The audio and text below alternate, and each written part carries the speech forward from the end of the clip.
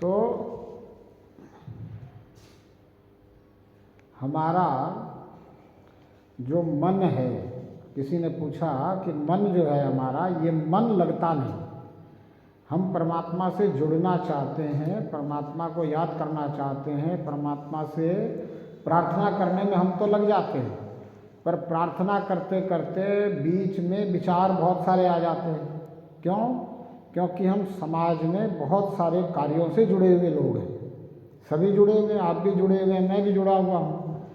मैं भी कहीं किसी दिव्यांग बच्चों के स्कूल से जुड़ा हुआ हूँ, किसी आश्रम से जुड़ा हुआ हूँ, किसी अनाथ आश्रम, वृद्धाश्रम से जुड़ा हुआ हूँ, वो भी अलग अलग जगहों पे है सब।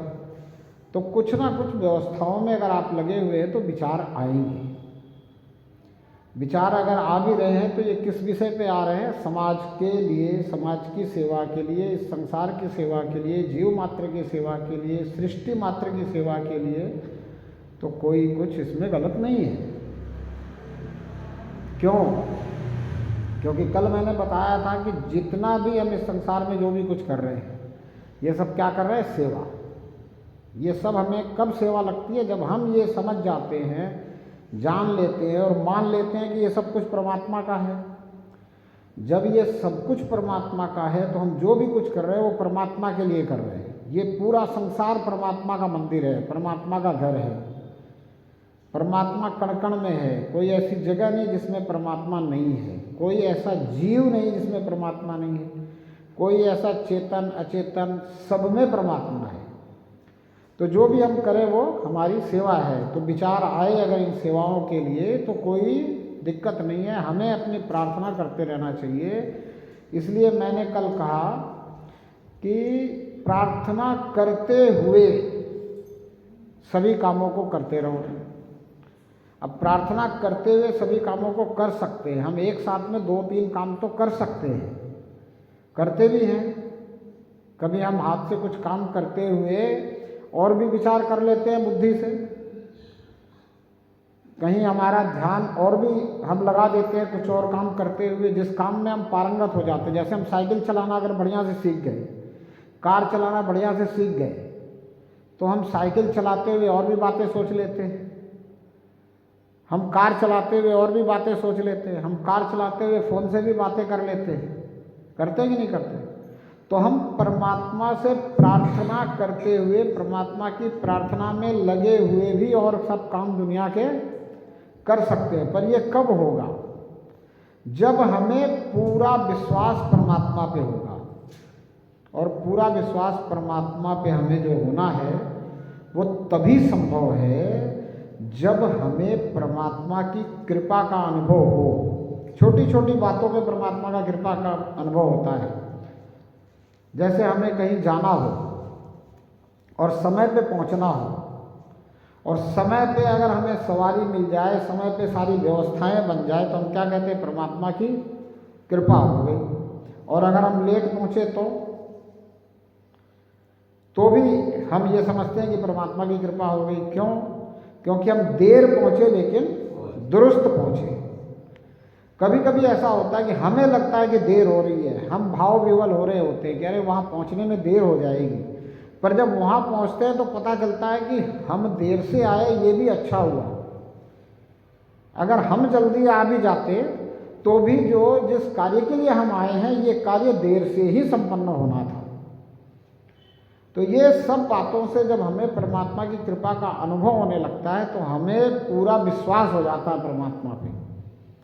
हमें ऐसा विश्वास हो जाता है कि भाई हमारे साथ कोई ना कोई ये शक्ति है जो काम कर रही है, जिस शक्ति के कारण मैं जो करना चाहता हूँ वो पूरा हो जाता है, या मैं जो करने जा रहा था उसे रोक लिया किसी शक्ति ने, जिसके कारण मैंने वो किया नहीं। अगर मैं वो कर लेता तो शायद कुछ अनर्थ हो जाता।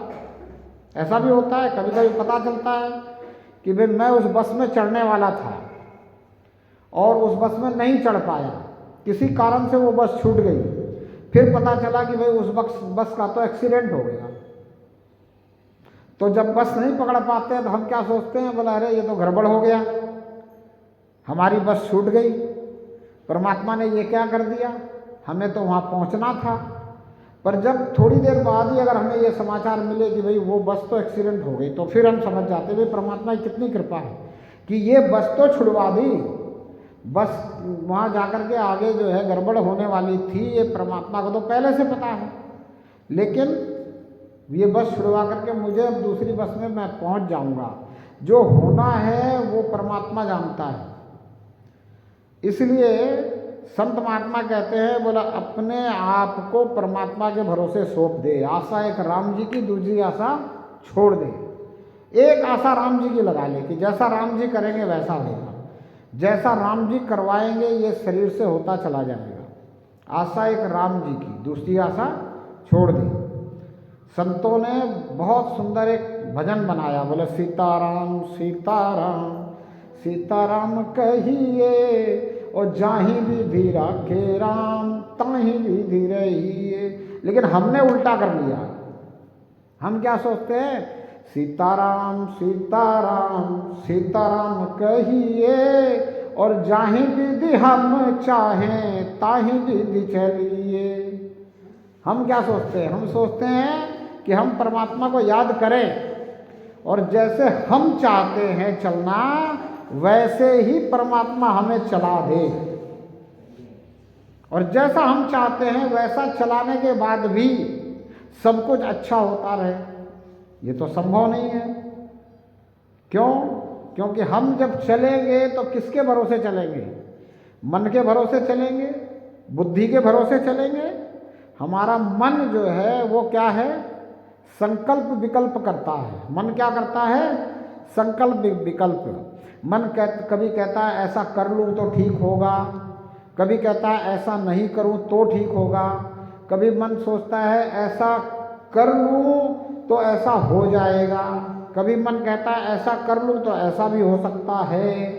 मन जो है ये संकल्प विकल्प करता रहता है, और जब मन संकल्प विकल्प करता है तो फिर बुद्धि उस पर निर्णय लेती है। फिर बुद्धि जो है ये काम करती है कि हाँ ठीक है तू ये ऐसा कर ले। तो मन और बुद्धि के हिसाब से हम अगर चले तो मन किसका राजा है, इंद्रियों का। और इंद्रिय सुख में जो व्यक्ति खो जाता है, इंद्रियों के पीछे जो चल पड़ता है, उसका तो नुकसान ही होना है। क्यों? स्वाद के चक्कर में सेहत का नुकसान। एक इंद्रिय है ना जिह्वा, ये स्वाद खोजती है, और स्वाद के चक्कर में ही हम सेहत का नुकसान कर रहे हैं। स्वाद के चक्कर में पड़ गए तो मन कहता है ये भी खा ले, वो भी खा ले, ऐसा खा ले, वैसा खा ले, जितनी भूख है उससे ज़्यादा खा ले, यहाँ तक भर ले गले तक। और होता है बचपन में हम करते रहे, बचपन में हम खुद करते रहे, और बचपन में करने का नतीजा हम अभी भुगत रहे। जब तक शरीर की बढ़ोतरी चलती रहती है तब तक हम जो भी कुछ खाते हैं उसका पाचन होता रहता है, और जो उसमें से हमें तत्व मिलते हैं उससे शरीर की वृद्धि होती रहती है। उस समय शरीर में ऊर्जा रहती है, तेज रहता है, शौर्य रहता है, बल रहता है, तो हमें पता नहीं चलता उसके नुकसान का। लेकिन जैसे जैसे शरीर ढलने लग जाता है, शरीर की एक अवस्था है, धीरे धीरे बढ़ता है तो फिर ढलता भी है, और ढलने के बाद में एक दिन शरीर की जब ऊर्जा क्षीण हो जाती है तो इस शरीर से हमें दुख भी प्रतीत होता है।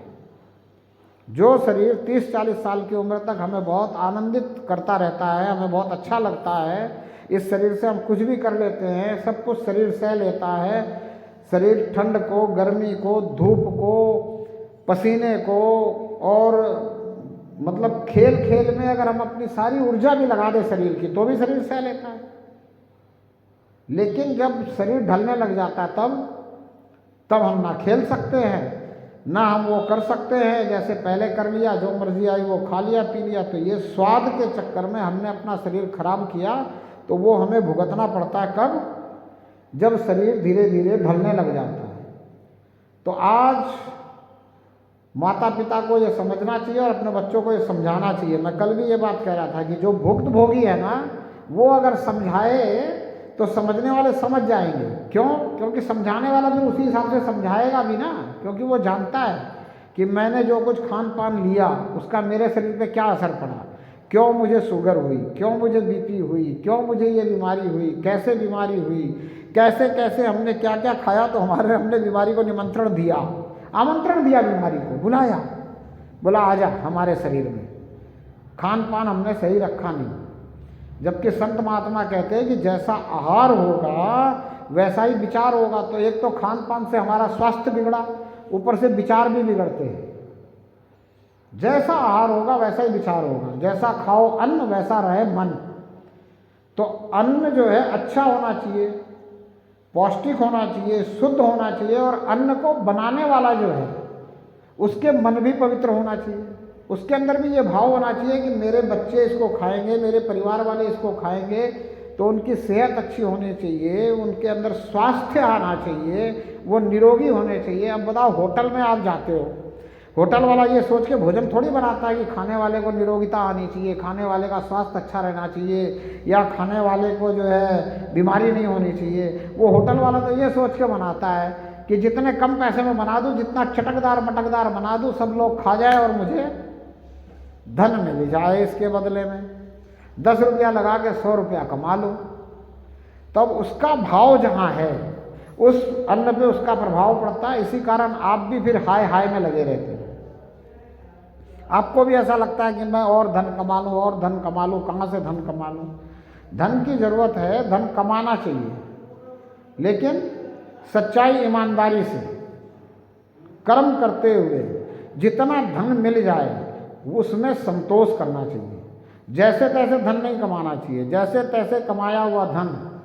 हमारे यहाँ संत महात्मा कहते हैं, बोला भाई धन जो है वो आनी जानी माया है, आएगा और जाएगा। किसी के पास धन नहीं रुका। किसी ने बढ़िया मकान बना करके धन की विदाई कर दी, किसी ने ज़मीन खरीद कर धन की विदाई कर दी, किसी ने ब्याह शादी में खर्च करके धन की विदाई कर दी, और किसी ने अपने पेट चिरवाए, शरीर चिरवाया, दुख दर्द शरीर में लिया और धन की विदाई कर दी। किसी ने वकील को दिया, लड़ाई लड़ी, सर फुड़वाए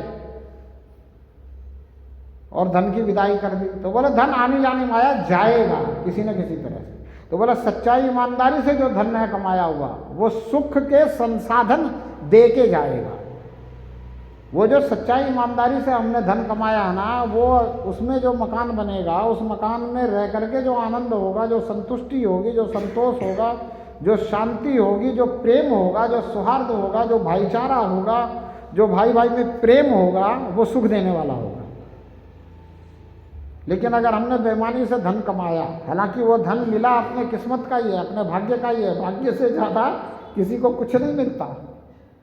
कितनी भी मेहनत करो तुम, मेहनत से भाग्य बनता है, तो उस भाग्य से ज़्यादा किसी को कुछ नहीं मिलता। तो वो जो मिला उसमें अगर हमने कोठी भी खड़ी कर ली, महल बना लिए, और अंदर रहने वालों के भाई भाई के प्रेम नहीं हो, रहने वाले जो सदस्य हैं उनमें प्रेम नहीं हो, उनमें शांति नहीं हो, उनमें एक विचार नहीं हो, उनका मन नहीं मिलता हो, उनको आत्मिक प्रेम नहीं हो, तो वहाँ सुख कहाँ है? क्या करेंगे उस कोठी का? क्या करेंगे उस बंगले का जिसमें सुख नहीं हो?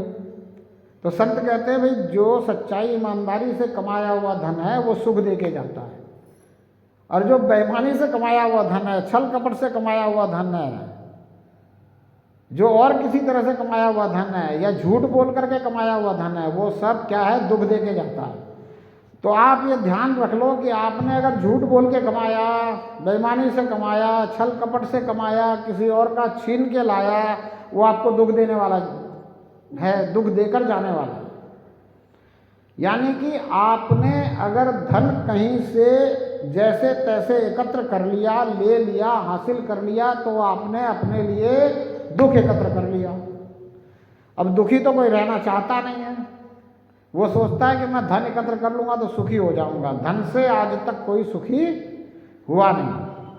अगर धन से ही सब सुखी हो जाते तो फिर कहना ही क्या था।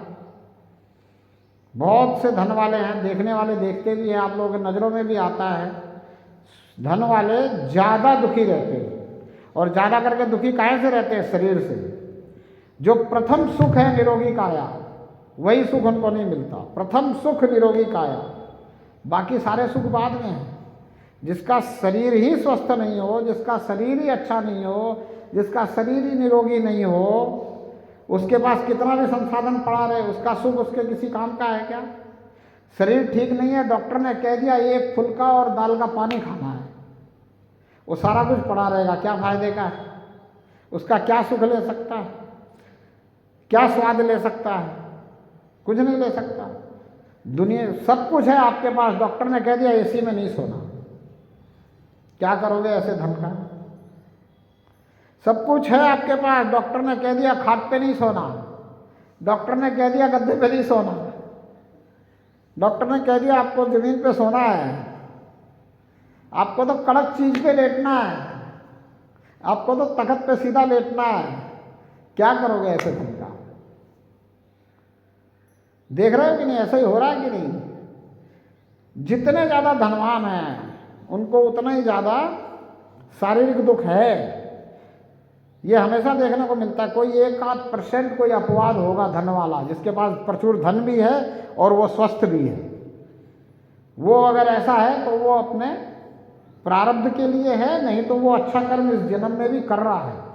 वो बहुत ऐसे लोग हैं जो संतों के साथ जुड़े हुए हैं, संत की बात को मानते हैं, झूठ नहीं बोलते हैं, सच्चाई ईमानदारी से जो कुछ मिल रहा है उस पर चल रहे हैं, जिनको अपनी किस्मत पे भरोसा है, जो अपनी किस्मत पे भरोसा रखते हैं, जो परमात्मा पे भरोसा रखते हैं, जो अपने कर्मों को संभाल कर करते हैं, अच्छी सोच रखते हैं, सबके लिए अच्छा सोचते हैं, किसी के लिए बुरा नहीं सोचते हैं, सबका भला करने की सोचते हैं। चलो सबका भला नहीं कर सके तो किसी का बुरा नहीं करते हैं।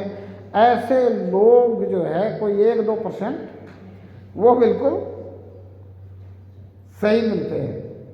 उनको फिर हम देखते हैं कि भाई इनको सब सुख मिल रहा है, तब उनको सब सुख मिल रहा है तो हमको उनके कर्मों पे भी ध्यान देना चाहिए, उनके आचरण पे ध्यान देना चाहिए और वैसा ही आचरण अपना बना लेना चाहिए।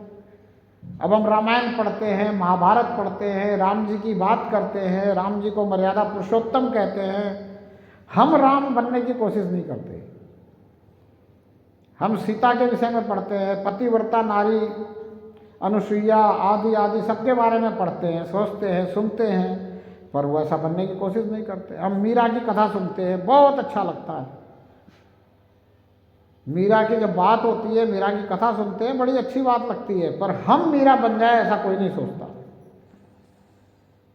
मीरा के बाद कोई और दूसरा मीरा नहीं हुई, कबीरा के बाद कोई दूसरा कबीरा नहीं हुआ, जबकि कबीर की बात सबको अच्छी लगती है, कबीर की बात सब पढ़ रहे हैं, कबीर की बात सबको पढ़ाई जा रही है, सबको सुनाई जा रही है, सबको समझाई जा रही है, लेकिन दूसरा कबीरा नहीं हुआ। कोई कबीर जैसा नहीं हो पा रहा है, कोई मीरा जैसा नहीं हो पा रहा है। ऐसा होना चाहिए कि नहीं चाहिए? क्यों नहीं हो पा रहे? क्योंकि उतना विश्वास नहीं हासिल कर पा रहे जितना विश्वास मीरा ने किया, जितना विश्वास कबीरा ने किया, जितना विश्वास और जो संत हुए जिनको हम याद करते हैं, जैसे रमन महर्षि है या और कोई संत है, उतना विश्वास हमें नहीं हो पा रहा है। और ये विश्वास जो है यही सबसे बड़ी बात है। विश्वासम फलदायकम, अगर विश्वास हो जाए, और विश्वास ऐसे तो होता नहीं कि हमने आपसे सुन लिया या इनसे सुन लिया या किसी और से सुन लिया या आपने मेरे से सुन लिया तो आप विश्वास कर लो, ऐसे तो विश्वास होता नहीं। और इंसान किसी की सुन करके समझता भी नहीं है जल्दी से। जब तक इंसान को ठोकर नहीं लगे ना वो सुधरता नहीं है। ये एक इंसान की खासियत है। ऐसे तो हर जीव की खासियत है, कोई जीव किसी की नहीं सुनता, लेकिन इंसान के अंदर ये एक खास खासियत है कि जब तक उसको ठोकर नहीं लगती, जब तक वो ठोकर नहीं खा लेता, तब तक संभलता नहीं है। अगर बिना ठोकर खाए संभल जाए तो फिर ठोकर लगने की जरूरत ही नहीं है। समझाने के बहुत प्रयास कर रहे हैं, इतने सारे संत महात्मा कथा कर रहे हैं, वार्ता कर रहे हैं, उसमें बहुत कुछ समझा रहे हैं, बहुत कुछ आप तक पहुंचाने की कोशिश कर रहे हैं, आपको बताने की कोशिश कर रहे हैं, लेकिन फिर भी सभी समझ रहे हैं क्या? नहीं। सभी समझ रहे हैं कि नहीं समझ रहे हैं, उसके लिए हम हाँ भर देते हैं कि हाँ ठीक है, सभी नहीं समझ रहे।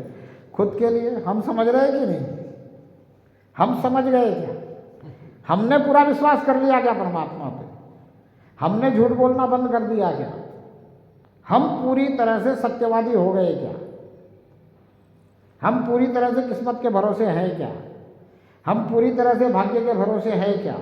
हम पूरी तरह से मेहनत के भरोसे हैं क्या? हम पूरी तरह से सच्चाई और ईमानदारी से अपना कर्म कर रहे हैं क्या? हम पूरी तरह से सबका भला हो इस विचार से कोई कर्म कर रहे हैं क्या।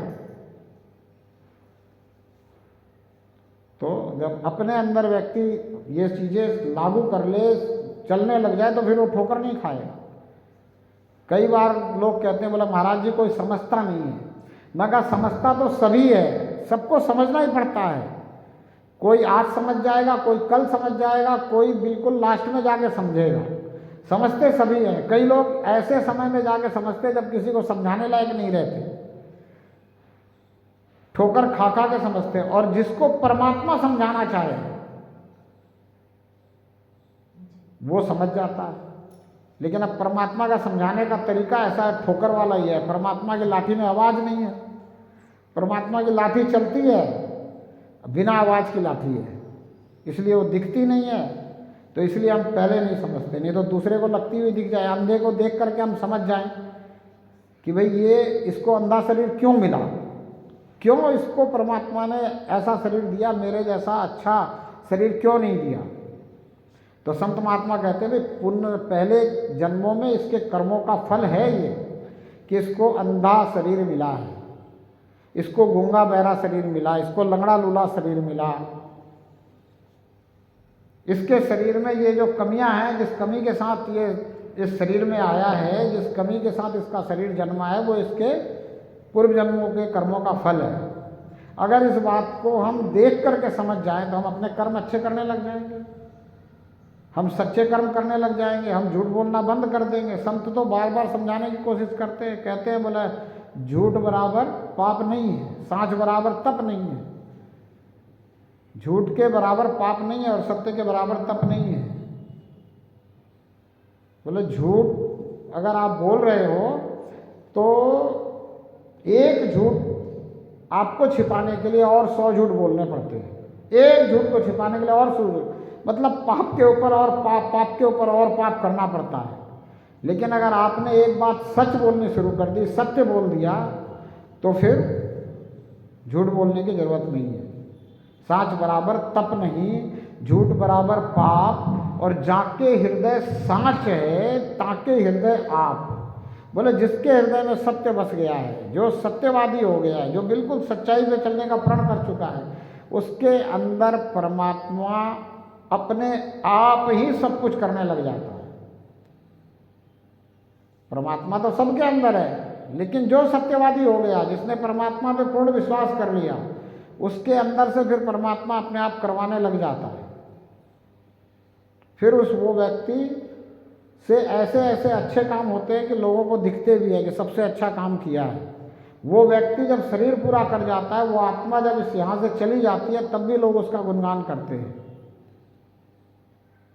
और संत महात्मा कहते हैं बोला ऐसा काम करना चाहिए जिससे कि आप जब इस शरीर से निकल करके जाओ परमात्मा के पास में, तो आप परमात्मा से सामने खड़े होकर के ये कह सको कि भाई मैंने तो सब कुछ अच्छा अच्छा किया है। अगर आपने अच्छा नहीं किया तो आपको परमात्मा के सामने जाने की नौबत ही नहीं आएगी। उसके पहले ही परमात्मा किसी न किसी और शरीर में आपको डाल देगा, आपको सजा याफ्ता होगी। अब इस बात को अगर कोई जानकार ज्ञानी महात्मा कहता तो वो कहता है कि तुम जीते जी परमात्मा को पहचान लो। जो बात मैंने कल कही कि भाई तुम जीते जी इस शरीर में रहते हुए तुम परमात्मा को पहचानो।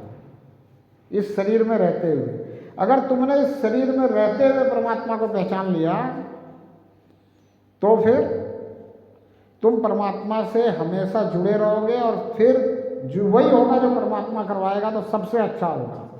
अब जीते जी परमात्मा को पहचानना इतना आसान तो है, इन आंखों से तो दिखता नहीं है। फिर कैसे पहचाना जाएगा जीते जी परमात्मा को? तो परमात्मा कृपा करे, प्रभु कृपा केवलम। परमात्मा कृपा करे तभी जीते जी परमात्मा को पहचाना जा सकता है। परमात्मा कृपा साध्य है, खोजने से नहीं मिलेगा।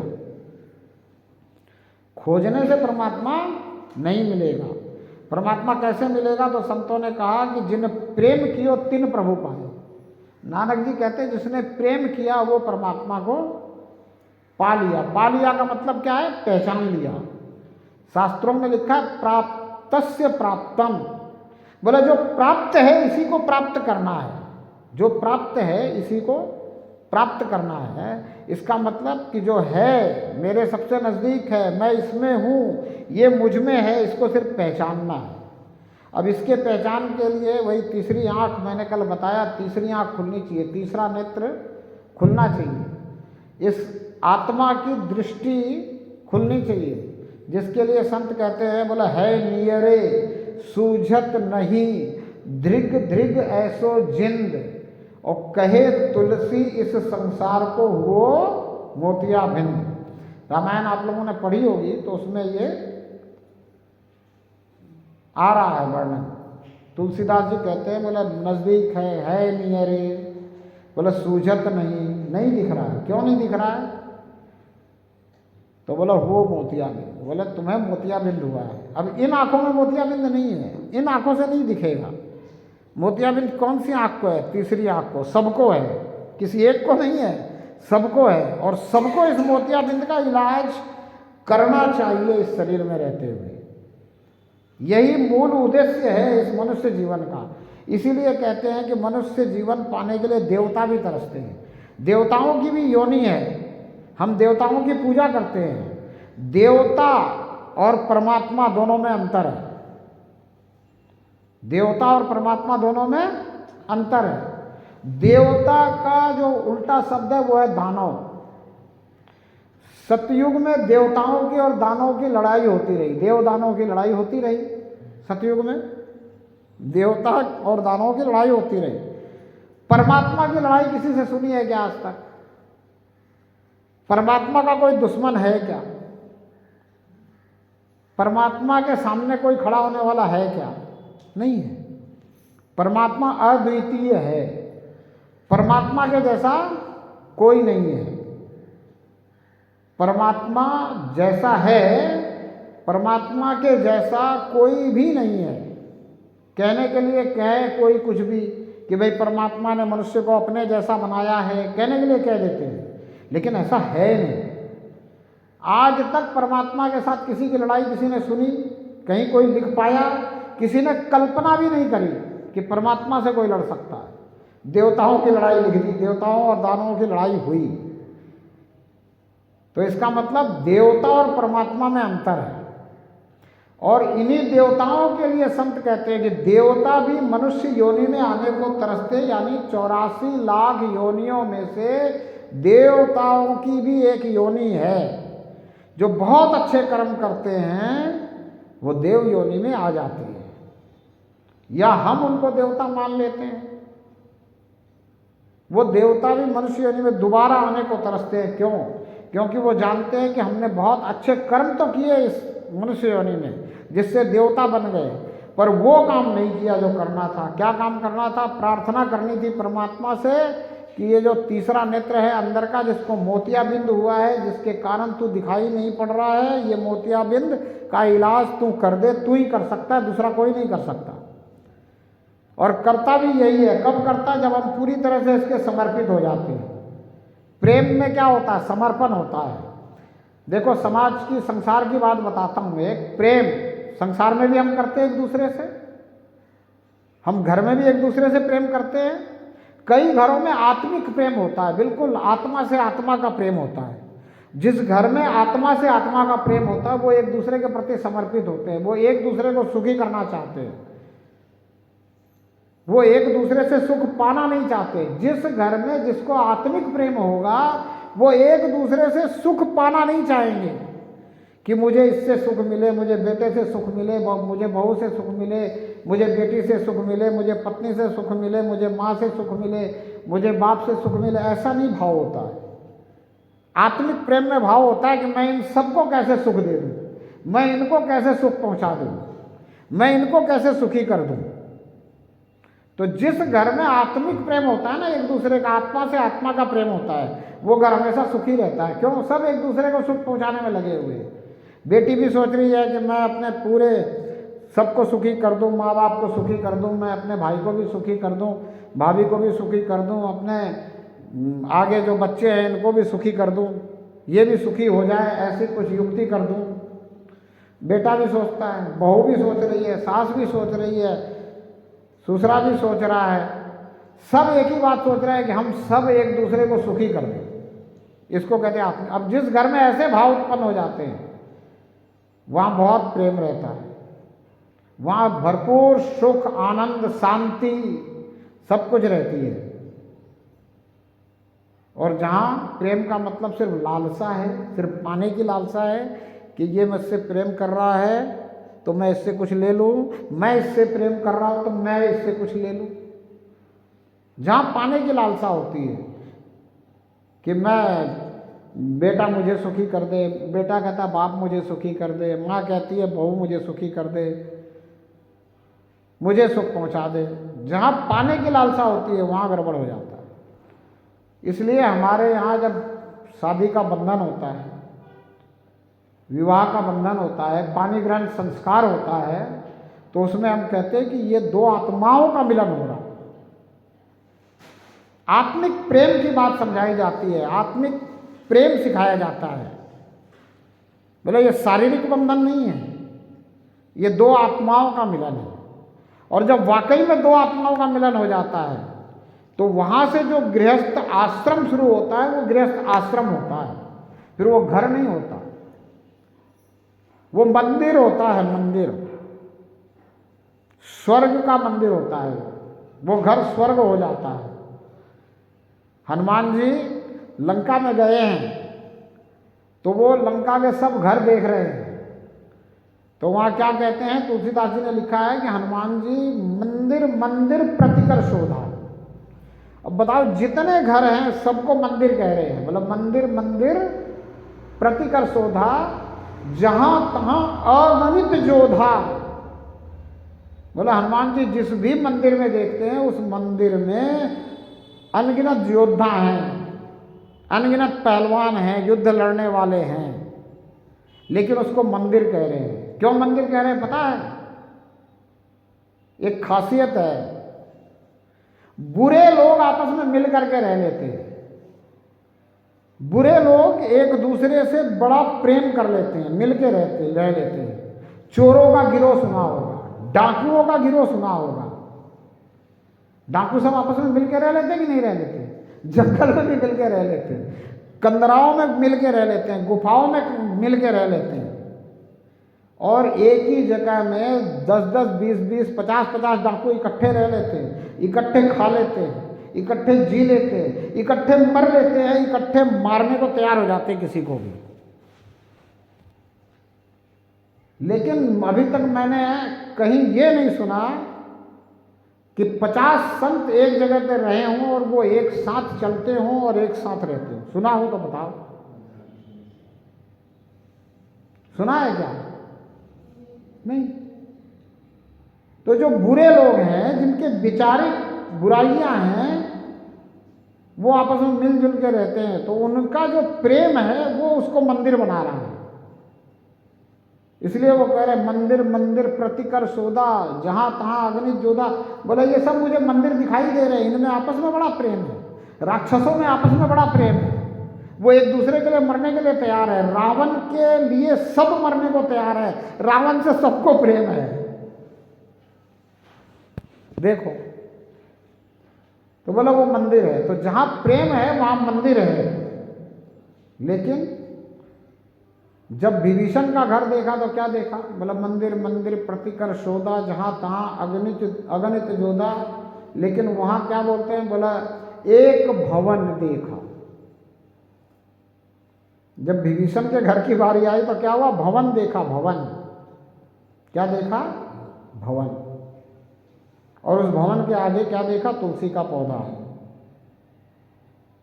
तब समझ में आया कि यहां कोई भक्त रहता है,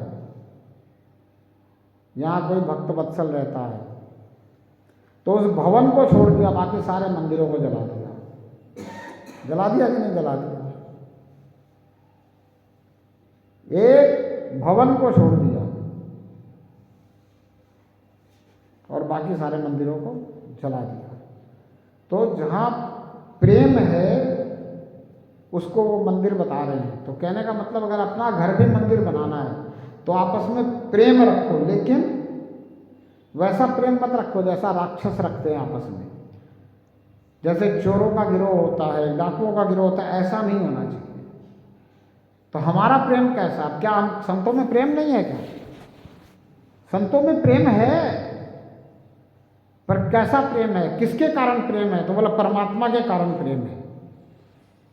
आप भी संत हैं, आप भी परमात्मा को मानते हैं, परमात्मा में विश्वास करते हैं, परमात्मा से प्रार्थना करते हैं, परमात्मा से जुड़े हुए हैं।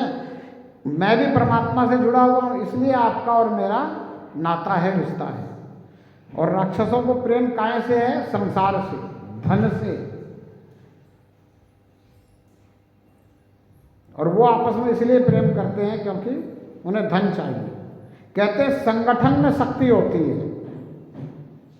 कौन संगठन बनाता है? कौन सी शक्ति चाहिए? किसको चाहिए? जिसको संसार चाहिए वो संगठन बनाता है। जिसको संसार नहीं चाहिए, जिसको संसार में सार नजर नहीं आता है, वो संगठन नहीं बनाता है। वो जानता है मैं तो इस संसार में मेहमान हूं। जैसे ट्रेन में हम जाते हैं तो हमें पता हम यात्री हैं, हमें बहुत सारे सह यात्री मिलते हैं, हम उनसे प्रेम तो रखते हैं, हम उनसे प्रेम से बात तो करते हैं, पर हम क्या उनका संगठन बनाते हैं? पता है उस स्टेशन पे वो उतरेगा, किसी स्टेशन पे मैं उतरूंगा। जब तक उसका स्टेशन नहीं आता तब तक वो मेरे साथ है।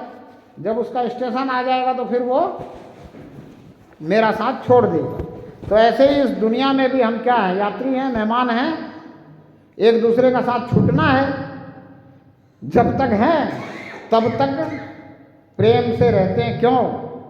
क्योंकि परमात्मा के हम प्रेमी हैं सभी, इसलिए प्रेम से रहते हैं।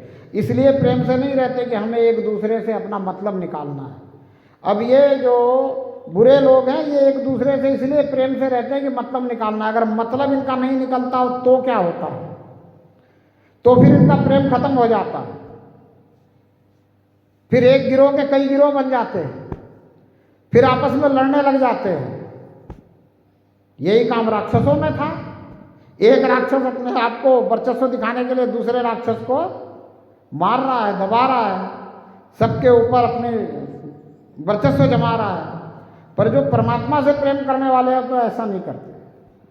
वो अपना वर्चस्व नहीं जमाते, वो तो सबके सामने हाथ जोड़ करके रहते हैं, सबसे प्रेम करते हैं, सबको जो है अपने से बड़ा मानते हैं, सबको प्रभु की कृपा का पात्र मानते हैं। और अपने आप को क्या कहते हैं? बोले मैं तो दासों का भी दास हूं। आप तो परमात्मा के दास हैं, मैं आपके दासों का भी दास हूं। ऐसा भाव विचार रख करके जो प्रेम होता है, वहां फिर वो घर स्वर्ग के समान होता है। स्वर्ग के सारे सुख वहां मिलते हैं। स्वर्ग के जो सुख की कामना की गई है वहां स्वर्ग के सारे सुख मिलते हैं। तो इसलिए हमारे अंदर आत्मिक प्रेम होना चाहिए। और आत्मिक प्रेम तभी होता है जब हमें खुद को परमात्मा से प्रेम हो, परमात्मा में हम समर्पित हो, परमात्मा पे विश्वास हो, परमात्मा के हम कृपा पात्र बन जाएं, परमात्मा हमेशा हमारे साथ है ऐसा आभास होने लग जाए। एक संत हुए महाराष्ट्र के, उन्होंने कहा कि जिथे जातो तिथे माझा संगाती, चल भी तो धरुनिया हाथी। बोले जहां मैं जाता हूं वहां मेरे साथ है और मेरा हाथ पकड़ के चलाता है। अब ऐसा विश्वास हो जाए, और जिसका हाथ परमात्मा पकड़ ले, जिसकी अंगुली परमात्मा पकड़ ले, उसे कोई दुख हो सकता है क्या? बताओ। जिसका अंगुली परमात्मा पकड़ ले उसको कोई दुख हो सकता है क्या? नहीं हो सकता है। लेकिन हम अपनी अंगुली पकड़ाते ही नहीं है। गड़बड़ यहां है। बताओ किसने किसने अपनी अंगुली पकड़ाई? किसी ने अपनी अंगुली नहीं पकड़ाई। और बताने वाले ने भी उल्टा ही बताया। क्या बताया? बोला भगवान भक्त के बस में होता है। तो अब हमने भी सुन लिया, बोला भगवान भक्त के बस में होता है, तो हमने कहा भगवान की अंगुली पकड़ेंगे हम अपनी अंगुली क्यों पकड़ाएं? और जब हमने भगवान की अंगुली पकड़ी, जब हमने परमात्मा की अंगुली पकड़ी, तो फिर क्या होगा? फिर तो हम जो चाहेंगे वो परमात्मा को करना है, ऐसा ही तो हमारा विचार रहेगा। और हम क्या चाह सकते हैं? हमारे पास चाहने के लिए जो मन कहेगा वही चाहेंगे, या बुद्धि कहेगा वही चाहेंगे। मन और बुद्धि दोनों गर्क में ले जाने वाले हैं। मन इंद्रियों का राजा है, कहाँ ले जाएगा? इंद्रियों के चक्कर में ले जाएगा, बेड़ा गर्क करेगा। जब हम छोटे बच्चे थे ना, तो मेले में घूमने जाते थे, तो मेले में घूमने गए, तो जब तक पिताजी ने हमारी उंगली पकड़ के रखी तब तक गुम नहीं हुए। ध्यान रखना इस बात को, जब तक पिताजी ने हमारी उंगली पकड़ के रखी तब तक गुम नहीं हुए। जब तक हमने पिताजी को उंगली पकड़ने दी तब तक गुम नहीं हुए। अगर बाई चांस हमने पिताजी से अपनी उंगली छुड़ा करके पिताजी की उंगली पकड़ ली और फिर उस मेले में जो हमने दुकानें देखी, जो नज़ारे देखे, जो खेल देखे, खिलौने देखे, जादू देखा, ये वो देखा, और पिताजी की उंगली छोड़ करके वहाँ खड़े हो गए, और पिताजी भी परमपिता परमात्मा जैसा अगर बन जाए कि चल तू अब अपने रास्ते चल रहा है तो अपने ही रास्ते चल, तो हम गुम हो जाएंगे कि नहीं हो जाएंगे? पिताजी अपने रास्ते चल दिए, हम तो वहाँ खड़े हो गए। अब हमें चलना तो आता नहीं है, हमें पता ही नहीं है, घर का ठिकाने का पता ही नहीं है, हम तो छोटे हैं, तो हम गुम हो गए कि नहीं हो गए? हम रोए कि नहीं रोए गुम हो करके? हमने देखा कि नहीं बहुत सारे बच्चे रोते हैं गुम हो करके? हमारी हालत ठीक इन बच्चों की तरह है।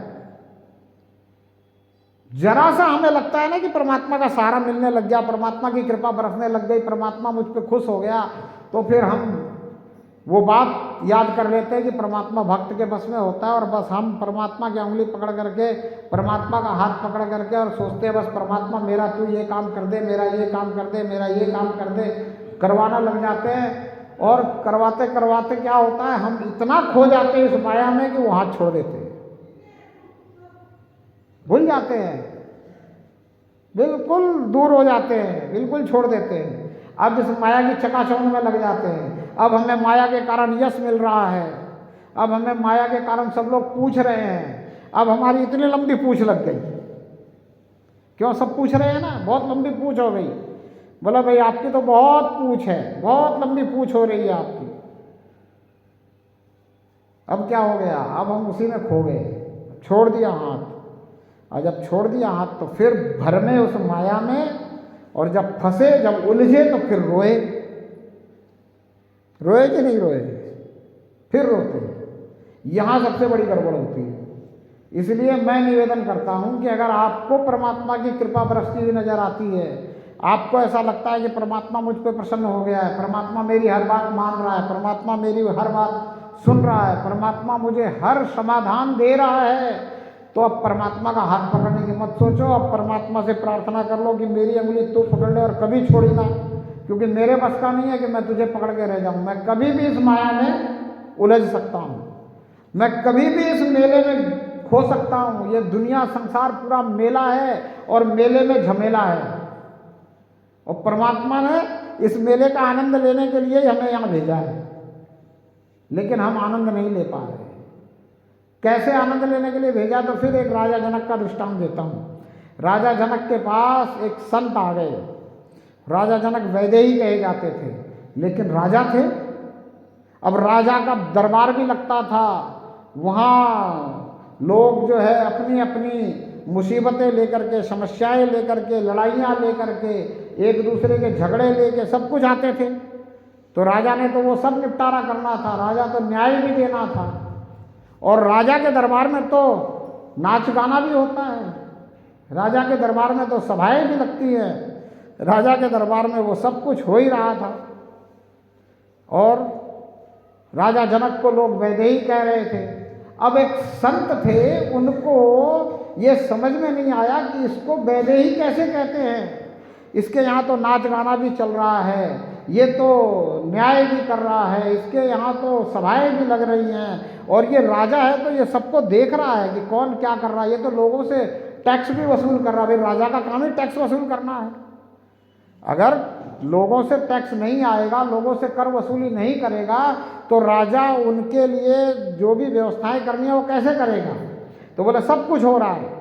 तो ये इसको लोग संत क्यों कह रहे हैं, इसको लोग वैदेही क्यों कह रहे हैं? ये तो खामे खामे इसको कह रहे हैं, जिसने अपने पैसे से जो है लोगों को खरीद रखा है और लोगों को कह रखा है कि मेरा ऐसा प्रचार प्रसार करो।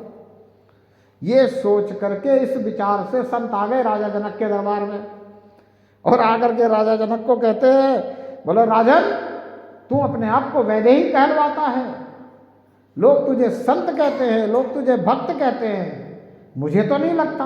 ये कोई भक्त की अवस्था है? तू तो हर प्रकार के आनंद से ओतप्रोत हो रहा है, तू तो वो हर कार्य कर रहा है जो दूसरा राजा कर रहा है, तू कैसा भक्त है? अब राजा जनक, राजा तो थे ही, उन्होंने अपनी राज से जरा ठाट बाट दिखाई और संत के साथ में 4 सिपाही खड़े कर दिए। बोले संत जी, आप जानते हो मैं राजा हूं, मैं संत नहीं हूं, मैं संत हूं ऐसा कहलवाने के लिए लोगों को धन दे करके कहलवा रहा हूं। ये जितने कवि हैं, ये जितने विद्वान हैं, ये मेरे से धन लेकर के मेरी वाहवाही कर रहे हैं, फिर भी आप यहां आ गए, ऐसे राजा के सामने आप आ गए। इसका मतलब कि आपने गलती की है। भाई शेर के गुफा में कोई जाता है क्या?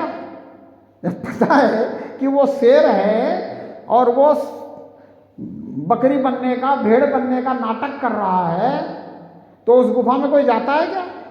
अब उस संत को पता है कि भाई वो राजा है और वो नाटक कर रहा है, ऐसा वो सोच रहा है, तो वो गया क्यों? तो बोला तुम आ गए ना, तो तुमने बहुत बड़ी गलती करी। बोला अब हमारे ये 4 सिपाही हैं, तुम्हें हमेशा अपने बंधन में रखेंगे और जो मैं कहूँगा वो आपको करना पड़ेगा। अगर आपने वो नहीं किया तो मैं राजा हूँ, आपको रोज 100 कोड़े की सजा सुना दूंगा। अब पड़े संत जी तो हालत खराब, संत के मन बुद्धि चित्त जो है वो सब खराब होने लगे, क्योंकि जो संत होगा वाकई में वो तो इस बात को सोचेगा ही नहीं कि कौन क्या कर रहा है। उसको क्या मतलब है कौन क्या कर रहा है? उसको क्या मतलब है कि कोई राजा अपने आप को संत कहलवा रहा कि नहीं कहलवा रहा, अपने आप को वैदेही कहलवा रहा कि नहीं कहलवा रहा है, किसी को पैसा दे के अपनी प्रशंसा करवा रहा है कि नहीं करवा रहा। उस संत को क्या मतलब? वो तो संत के भेष में थे और उनके अंदर की जो इच्छा थी वो ये थी कि लोग मुझे संत नहीं कह रहे और इस राजा को संत कह रहे। तो वाकई में तो वो मन बुद्धि चित्त से संत नहीं थे। अब संत को तो कोई चिंता होती नहीं, लेकिन वो संत थे नहीं, संत का दिखावा कर रहे थे। वेशधारी संत थे, रावण के जैसे थे, कालनेमी के जैसे थे, जैसे ये भी तो संत के वेश पकड़ लिए थे। और रावण जैसे बलशाली को भी एक पतिव्रता स्त्री को उठाने के लिए संत का वेश ही धारण करना पड़ा, छल करना पड़ा। तो वो भी ऐसे ही थे। अब वो थर-थर कांपने लगे। उनको कहा संत जी आपको एक काम करना है। बोला क्या करना है? बोला ये तेल का रहा कटोरा भरा हुआ, इसको रखो अपने हाथ में और इस पूरे नगरी का चक्कर लगाओ। अब इसमें से एक बूंद तेल भी नहीं गिरना चाहिए और पूरी नगरी में क्या क्या चल रहा है वो सब कुछ आपको आगे यहाँ बताना है। अगर एक बूंद तेल गिर गया तो भी फंसे, तो भी 100 कोड़े पक्के। और जो जो जहाँ कुछ चल रहा है उसमें से अगर जरा सा भी गलत बता दिया तो भी 100 कोड़े रोज के पक्के। अब वो जो संत महात्मा भेषधारी थे उन्होंने कहा चलो पीछा छूटेगा। ले लिया कटोरा हाथ में। बोला ध्यान ये रखना है कि इसमें से तेल नहीं गिरे और ध्यान ये भी रखना है कि जहाँ जो हो रहा है वो भी देख करके आगे पूरा पूरा बताना है, जल्दी निकलें। इसके चंगुल में फंस गया मैं तो, जंजाल में कहाँ आया मैं। अब वो निकले, पीछे पीछे सिपाही 4,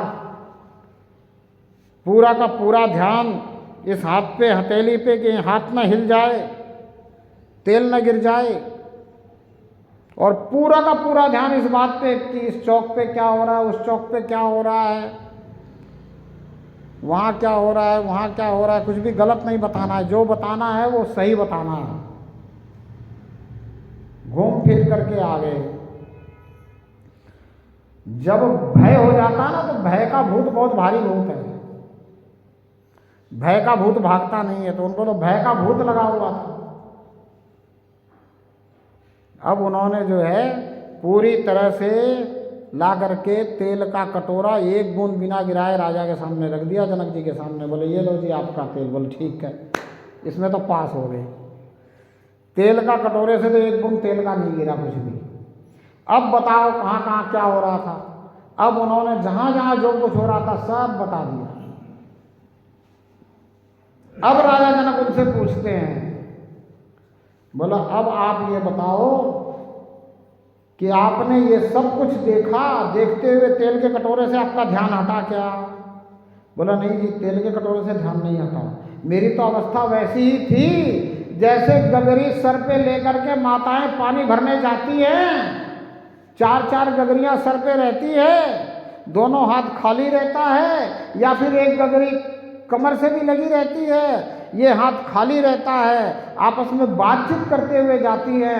पहले रास्ता भी कंकड़ीला पथरीला होता था, जो नदी किनारे जाना था, कब पानी कितना आ जाए कब पानी उतर जाए पता थोड़ी चलता था।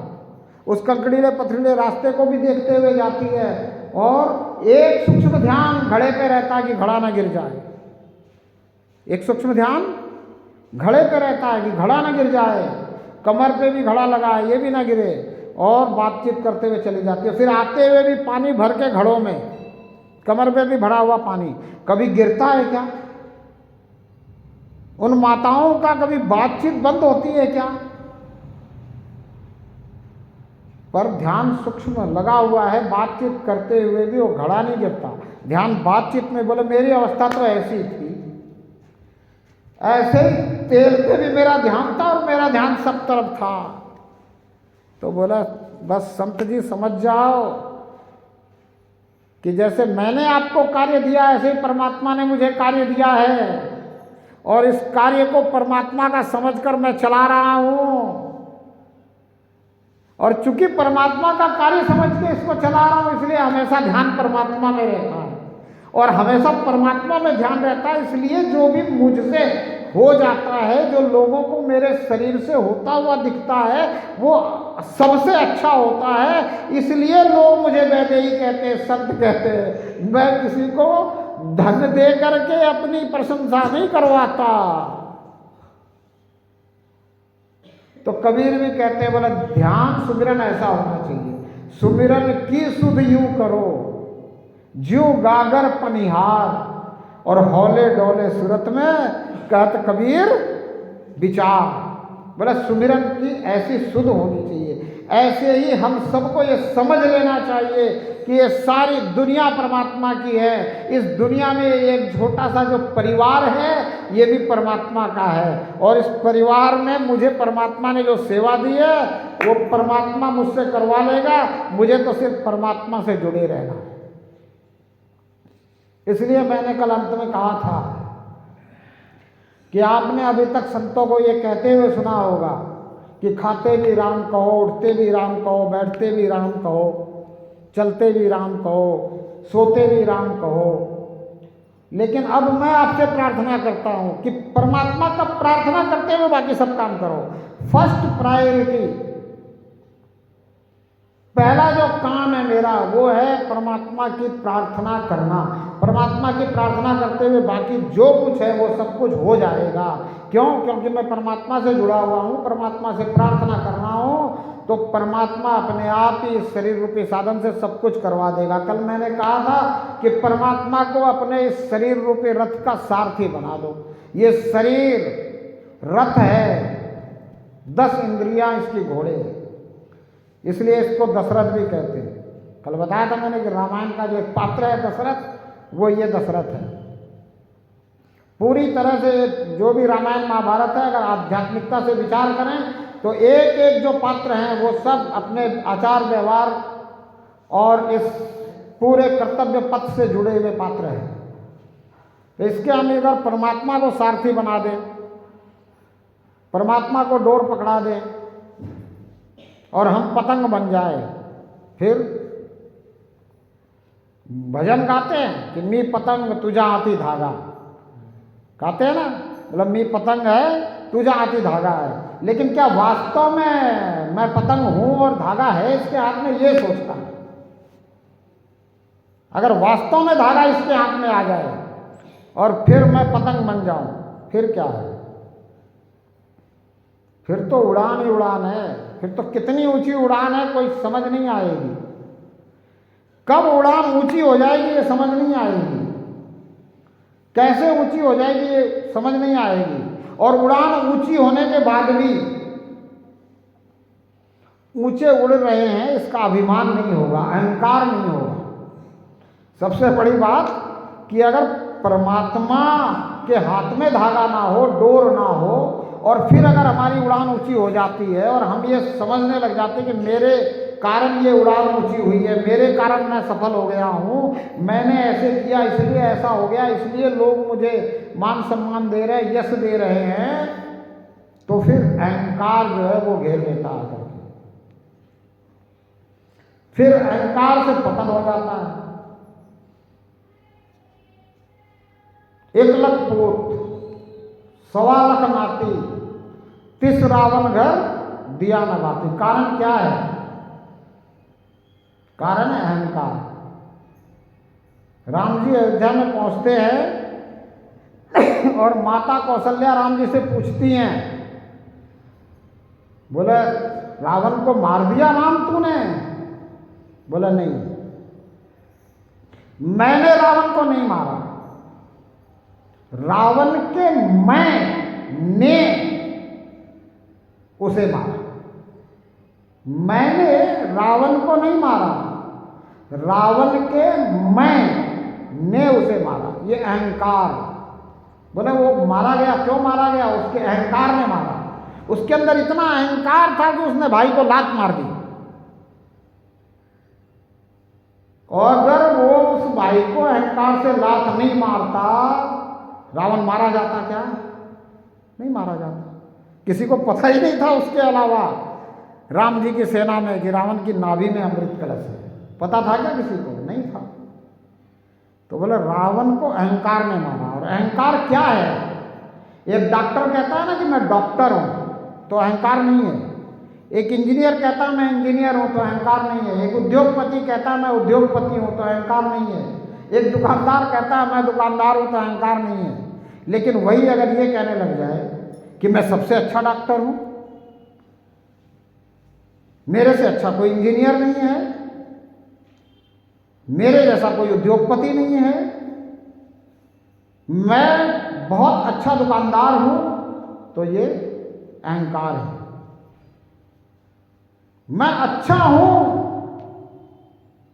ठीक है, लेकिन मैं सबसे अच्छा हूं, ये ठीक नहीं है। सबसे अच्छा नहीं हो सकता। अब ये अहंकार रावण को था कि मैं सबसे बलशाली हूं। मैं बलशाली हूं तक कोई बात नहीं है,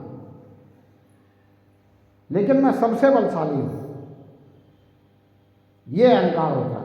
इसको कहते हैं अहंकार। ये जो अहंकार है कि मेरे जैसा कोई नहीं,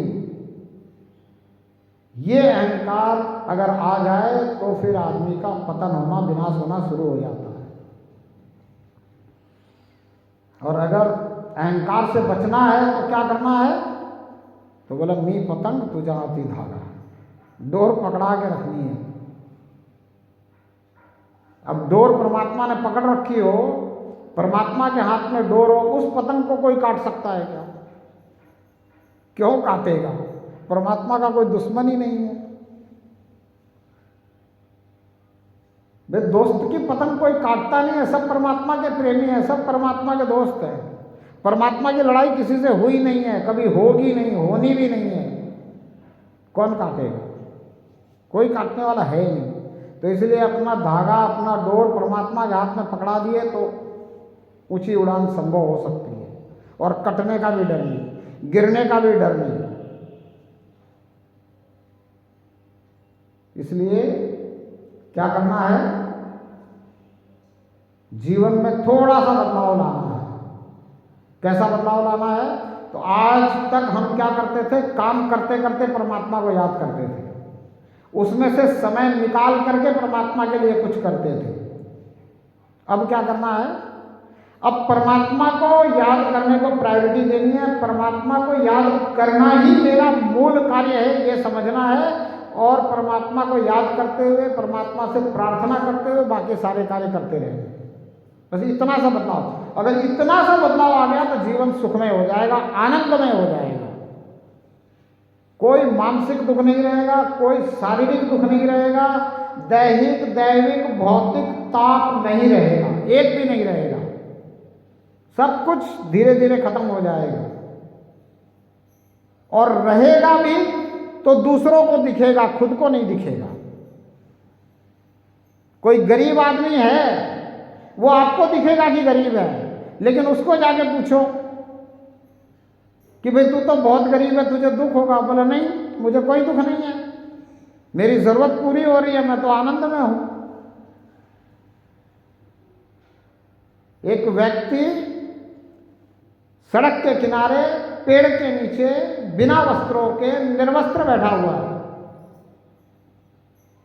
राजा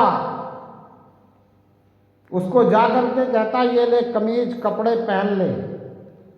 कौन कह रहा? राजा, यानी उस नगरी का, उस क्षेत्र का जो सबसे धनवान है, जिसकी तूती बोलती है, उसी को हम राजा महाराजा कहते थे पहले, जिसके ऊपर सबका दबदबा, सबके ऊपर जिसका दबदबा चलता था, वो राजा जाकर के उससे कहता है कि तू ये वस्त्र पहन ले। कहता राजन ये वस्त्र तुम मुझे क्यों देना चाहता है? ऐसे भी संत होते हैं जिनको हम दिगंबर कहते हैं, तो ऐसे संत थे, वो दिगंबर संत थे, वो थे। बोला राजन तुम मुझे ये वस्त्र क्यों देना चाहता है? तो बोला ये वस्त्र लेकर के आप इसे पहनोगे तो सुखी हो जाओगे, ठंड के दिन है ठंड नहीं लगेगी। बोला भाई राजन ये बात तो तेरी सही है कि वस्त्र पहन लूंगा तो मुझे ठंड नहीं लगेगी, लेकिन मैंने तो अपने शरीर को इस तरह से साध लिया है, मेरा तो मैंने खान पान आहार व्यवहार विचार ऐसा बना लिया है कि मुझे ऐसे भी ठंड नहीं लग रही है, मुझे इस वस्त्र की जरूरत नहीं है, ले जा। राजा कहता है नहीं नहीं आप एक बार इस वस्त्र को धारण करके देखो, वस्त्र को धारण करने से आप सुखी हो जाओगे। क्या हो जाओगे? सुखी हो जाओगे। अब राजा के पास बहुत कुछ है, वो जो संत बैठे हैं, दिगंबर बैठे हैं, उनके पास उसे कुछ दिखाई नहीं दे रहा, क्योंकि इन आंखों से भगवत कृपा दिखाई नहीं देती, इन आंखों से भगवत्ता दिखाई नहीं देती, इन आंखों से परमात्मा दिखाई नहीं देता, इन आंखों से तो सिर्फ ये मटेरियल, ये संसार और संसार के साधन संसाधन और ये वस्तुएं ही दिखाई देती है। तो उसको राजा को कुछ दिखाई नहीं दे रहा वहां, तो वो कह रहा आप इसको पहन लोगे तो सुखी हो जाएगा। और राजा के वस्त्र वाकई में सुख प्रदान करने वाले होते होंगे ना। राजा किसी को देगा तो भाई अच्छी चीज देगा, हर व्यक्ति अपनी औकात से देता है, राजा की औकात। अब वो वहां संत राजा से कहते हैं, बोला राजन तू मुझे एक वस्त्र दे रहा, तेरे पास ऐसे कितने वस्त्र हैं, क्या तू सुखी है? तेरे पास तो ऐसे बहुत सारे वस्त्र हैं, क्या तू सुखी है? अब राजा का दिमाग ठनका, बोला है तो मेरे पास बहुत कुछ, पर फिर भी मैं सुखी नहीं हूं। तो बोला राजन वस्त्रों से सुखी नहीं हुआ जाता, सुख तो विचारों का है, सुख तो सोच का है, सुख तो आत्मीयता का है, सुख तो अंदर की बात है, सुख बाहर की बात नहीं है, बाहर के दिखावे में सुख नहीं है। कोई किसी को देखकर नहीं बता सकता कि वो सुखी है कि दुखी है। अवस्था व्यवस्था से किसी के सुख दुख का पता नहीं चलता, अवस्था व्यवस्था से किसी के आनंद का पता नहीं चलता, ये तो विचार की बात है। बोले एक व्यक्ति 4 दिन का भूखा है, उसके लिए अगर 4 दिन की बासी रोटी रख दी जाए सामने, वो उसे खाने लग जाता है और बहुत आनंद महसूस करता है। क्यों? क्योंकि 4 दिनों से ये जो उदर की ज्वाला है वो उसे परेशान कर रही है। और एक व्यक्ति जिसका पेट भरा हुआ हो, बिल्कुल उसके अंदर अभी कोई भोजन जाने की जगह नहीं रही हो, कोई प्रसादी जाने की जगह नहीं रही हो, उसके सामने हलवा पूड़ी और 56 भोग रख दिए जाए, वो सुखी हो सकता है? वो खुश हो सकता है? वो आनंदित हो सकता है क्या? नहीं हो सकता। जिसको जरूरत नहीं है, जिसको कुछ नहीं चाहिए, उसको देने की भी जरूरत नहीं है। अब आप बताओ, हम परमात्मा को 56 भोग लगाते हैं, परमात्मा को बहुत कुछ देने की कोशिश करते हैं, परमात्मा को चाहिए क्या? परमात्मा के पास कुछ कमी है क्या? हम क्या कर रहे हैं? हम इस संसार के व्यवहार में इतने ज्यादा खो गए हैं, इतने ज्यादा सांसारिक हो गए हैं कि परमात्मा को भी सांसारिक व्यक्तियों की तरह वर्ताव करने लगे। जैसे संसार में किसी को रिश्वत देने से हम अपना काम करवा लेते हैं, हमने यही सोच अगर परमात्मा के साथ रखी हुई है तो हम परमात्मा से प्रेम नहीं कर रहे, हम तो संसार से प्रेम कर रहे हैं और संसार में हमारी चल नहीं रही, इसलिए परमात्मा को पकड़े बैठे, इसलिए हम वही व्यवहार कर रहे हैं जो रिश्वतखोर कर्मचारियों के साथ करते हैं। परमात्मा को कुछ नहीं चाहिए। जैसे हम अपनी फाइल आगे बढ़ाने के लिए रिश्वतखोर कर्मचारियों को रिश्वत देते हैं कि हमारी फाइल आगे बढ़ा दो, हम यही अगर परमात्मा के साथ कर रहे हैं तो इसका मतलब है कि हमें परमात्मा से प्रेम नहीं है, हमें संसार से प्रेम है और संसार में हमारी बात बनी रहे, संसार में हमारी चढ़ाई होती रहे, संसार के लोगों के सामने मैं यशस्वी बना रहूं, संसार के लोग मुझे अच्छा कहते रहें, इसके लिए हम क्या करते हैं? परमात्मा को रिश्वत देने की कोशिश करते हैं। बोले ले ले तेरा तुझको अर्पण, क्या लागे है मेरा। क्या करते हैं? आरती गाते हैं, बहुत बढ़िया आरती है, ऊपर से लेकर नीचे तक बहुत बढ़िया आरती है, बहुत भावपूर्ण आरती है, लेकिन लास्ट में तेरा तुझको अर्पण, क्या लागे है मेरा। अरे सब कुछ तेरा है, तेरा तुझको अर्पण कर दिया, पूरा नहीं किया, उसमें से भी थोड़ा बहुत कुछ किया, क्योंकि कुछ मेरे लिए रख लिया, क्योंकि मैं तेरा नहीं हुआ, इसलिए कह रहा हूं क्या लागे मेरा, मैं तेरा नहीं हुआ। बात समझने की है, समझो। अगर मैं भी तेरा हो गया तो फिर मैं ये थोड़ी कहूंगा कि क्या लागे है मेरा, फिर तो मैं कहूंगा तेरा तुझको अर्पण, मैं भी तेरा हो गया। क्या कहूंगा? तेरा तुझको अर्पण और मैं भी तेरा हो गया। अब तू जो करवाना है इस शरीर रूपी साधन से करवाता रहे, ये पूरी दुनिया तेरी है, इस दुनिया में तू कहीं भी कुछ भी करवा इस शरीर से, जब तक मैं इस शरीर में हूं तू ही इस शरीर का सारथी और मैं इस शरीर में महारथी। मैं तो सिर्फ बैठे बैठे देखूंगा कि तू करवा क्या रहा है, जो हो रहा है उसको देखूंगा, उसका आनंद लूंगा, इस खेल का आनंद लूंगा, तेरी लीला का आनंद लूंगा। मैं इसमें जरा सी भी किसी भी तरह से इंटरफेयर नहीं करूंगा। मेरा काम तो सिर्फ इतना ही रह गया कि मैं सिर्फ तेरे से प्रार्थना करता रहूंगा कि तू मेरे डोर छोड़ ना दे। अगर मेरी डोर छोड़ देगा तो क्या हो जाएगा? मैं उड़ नहीं पाऊंगा, मैं तो पतंग हूं, नीचे गिर जाऊंगा। तो मेरी तो प्रार्थना सिर्फ इतनी रहेगी कि तू ये डोर ना छोड़ दे, डोर मेरी पकड़ के रख। मैं पतंग हूं, डोर तेरे हाथ में छोड़ दी मैंने, मैं भी तेरा हो गया। जो कुछ ये सब कुछ मुझे दिखाई दे रहा है इन आंखों से, ये सब कुछ तेरा है, ये मुझे पता चल गया। अब तू डोर मत छोड़ना, मेरी डोर पकड़ के रखना।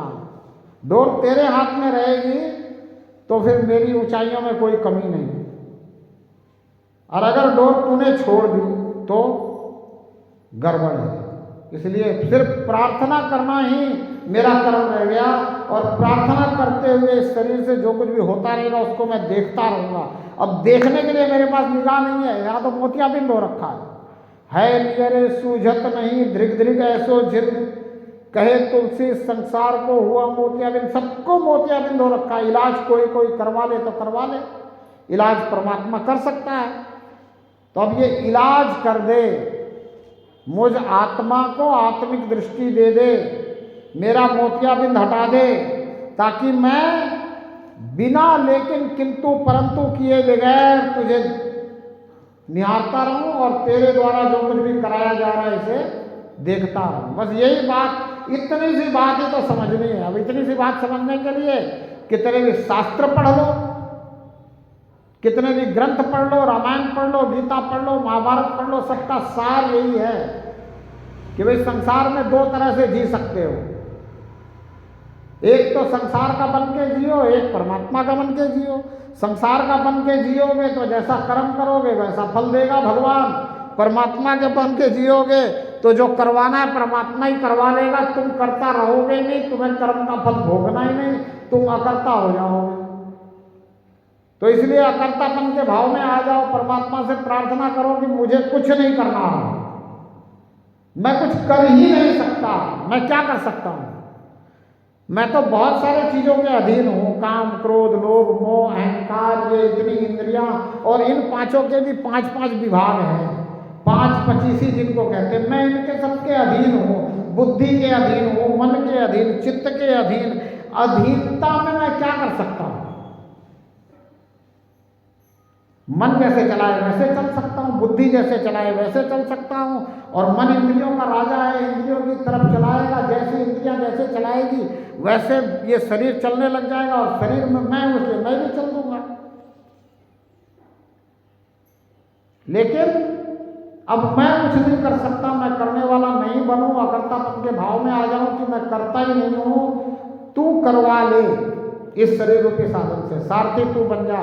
तो फिर मैं महारथी, मैं बैठे बैठे देखता रहूंगा कि इस शरीर रूपी साधन से करवा क्या रहा है, जो करवा रहा है वो अच्छा है, और मैं कहता हूं सिर्फ अच्छा नहीं है, सबसे अच्छा। जब ये परमात्मा करवाने लग जाता है तो फिर सबसे अच्छा होता है। इसलिए छोड़ दो सब भार, बोले छोड़ दिया सब भार तुम्हारे हाथों में। अब इसके आगे एक लाइन लिखी लिखने वाले ने कि अब हार तुम्हारे हाथों में और जीत तुम्हारे हाथों में। लेकिन मैं कहता हूं नहीं, अब छोड़ दिया सब भार तुम्हारे हाथों में, अब हार जीत की कोई चिंता ही नहीं रही। जब सब भार तुम्हारे हाथों में छोड़ दिया, अब हार जीत की चिंता क्या है? अब हार और जीत कुछ भी चिंता नहीं रही। अब तुम्हारे हाथ में हार जीत भी नहीं देते, अपने आप को ही सौंप दिया तुम्हारे हाथों में। अब तुम्हें जो करवाना है वो करवाओ। अब इसमें हार जीत का कोई मतलब ही नहीं रहा, अब हार जीत से कोई मतलब मुझे रहा ही नहीं। अब लोग क्या कहेंगे इस बात का कोई चक्कर ही नहीं है। क्यों? क्योंकि लोगों की आंख खुली नहीं है, तो लोग तो इन आंखों से जो देखेंगे वही कहेंगे। लेकिन तुझे जो अच्छा लगे, तू जो करवाए वो हो जाए, ये बहुत अच्छा है, और जो तू करवाएगा वो सबसे अच्छा होगा। इसलिए अब हार जीत का सवाल नहीं है। अब मान सम्मान की कोई इच्छा नहीं है, अब तो मान सम्मान से ऊपर उठ गए। हम मान सम्मान चाहते हैं, इसलिए दूसरे को मान सम्मान देते हैं। देते कि नहीं देते? हम क्यों देते हैं दूसरे को मान सम्मान? क्योंकि हम मान सम्मान चाहते हैं। एक कारण तो ये है। दूसरा कारण ये है कि हम इसको मान सम्मान नहीं देंगे तो ये हमारा कुछ बिगाड़ लेगा। भय के कारण मान सम्मान देते हैं। किसी को भी मान सम्मान क्यों देते हैं? या तो हमें भी मान सम्मान चाहिए इसलिए मान सम्मान देते हैं, या भय के कारण मान सम्मान देते हैं। अब लोग कहते हैं मतलब प्रेम में भी मान सम्मान देना लेना होता है, पर मैं कहता हूं नहीं। जिस प्रेम में मान सम्मान देना लेना हो वो प्रेम ही नहीं है। प्रेम में तो समर्पण होता है। जहां समर्पण हो वहां मान सम्मान की बात हो ही नहीं सकती। अगर मेरा इस भाई से प्रेम हो जाए, इसका मेरे से प्रेम हो जाए, मैं इसके समर्पित हो जाऊं, ये मेरे समर्पित हो जाए, कौन किसका मान सम्मान करेगा? कैसा मान सम्मान प्रेम में? प्रेम में तो परमात्मा को भी मान सम्मान नहीं दे रहे हमारे ऋषि मुनि। प्रेम में तो हमारे ऋषि मुनि परमात्मा के लिए भी कहते हैं त्वमेव माता च पिता त्वमेव बंधुश्च सखा त्वमेव विद्या द्रविणं त्वमेव सर्वं मम देव देव। क्या कह रहे? तू, आप नहीं। परमात्मा को क्या कह रहे हैं? तू। माता को हमने कभी अपनी माता को आप कहा ही नहीं। माता से संतान को इतना प्रेम होता है कि वो माता को आप कह ही नहीं सकता, तू ही कहता है, और सदा से तू ही कहते रहे हैं। पर आजकल की माताएं आप कहना सिखाने लगी हैं, बोले आप कहो।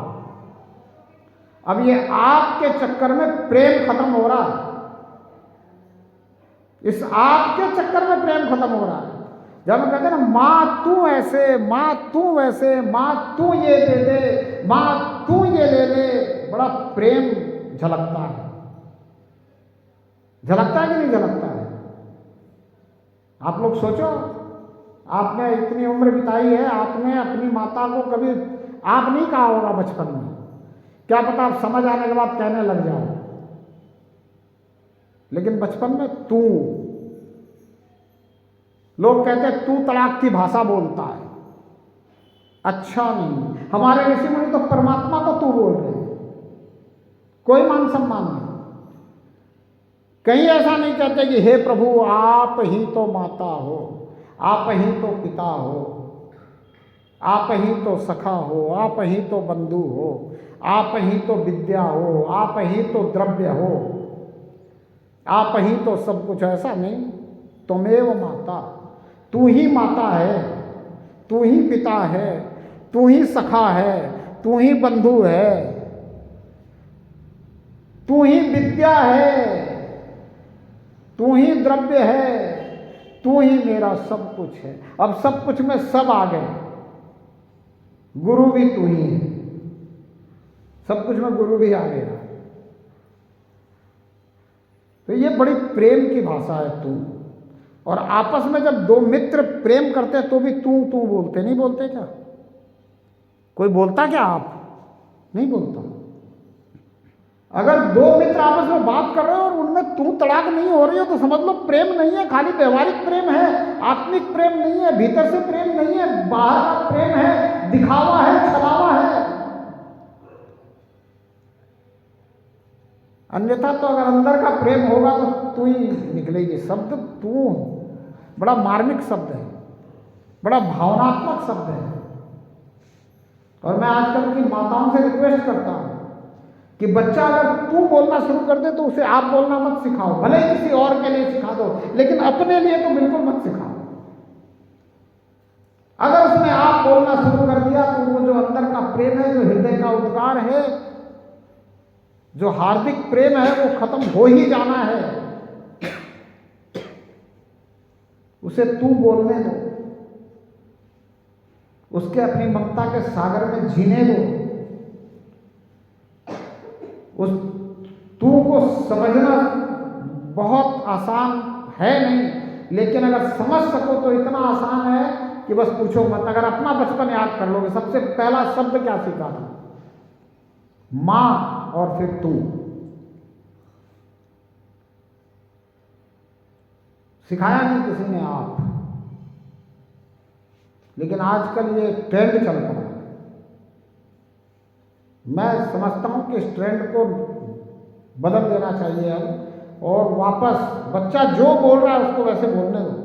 वो बड़े प्रेम से बोल रहा है, बड़े भाव से बोल रहा है, वो किसी को देख के बोल रहा है कि अरे ये तू जो है ये प्रेम की भाषा है। वो सीखता तो यहीं से है, आया तो खाली है। किसी दो मित्र की बातों को देख करके वो सीखता है कि तू। वो कहता माँ से मेरी और बड़ी मित्र कौन? माँ जैसा मेरा कोई मित्र नहीं, माँ जैसा मेरी कोई सखा नहीं, माँ से ज्यादा मेरा ध्यान रखने वाला कोई नहीं। मित्र कहते हैं किसको? दोस्त किसको कहते हैं? जो आपका सबसे ज्यादा ध्यान रखे उसको आप कहते हो मित्र। वो आपकी कमियां भी निकाल के आपको बताता है, आपकी अच्छाइयां भी आपको बताता है, आपको सही रास्ता भी दिखाता है, वो होता है मित्र। असल जो मित्र होगा वो आपकी कमियां भी आपको दिखाएगा। अगर वो आपकी कमियां नहीं दिखा रहा है तो वो आपका मित्र नहीं है। वो अगर आपको बुराइयों में ढकेल रहा है तो वो आपका मित्र नहीं है। सावधान हो जाना ऐसे मित्रों से जो दिखावा करते हो, आपको बुराइयों में ढकेलते हैं, जो आपको आपके परिवार से दूर करते हो, जो आपको परमात्मा से दूर करते हो। जो आपको कहते हो कि तुम विज्ञान को समझ,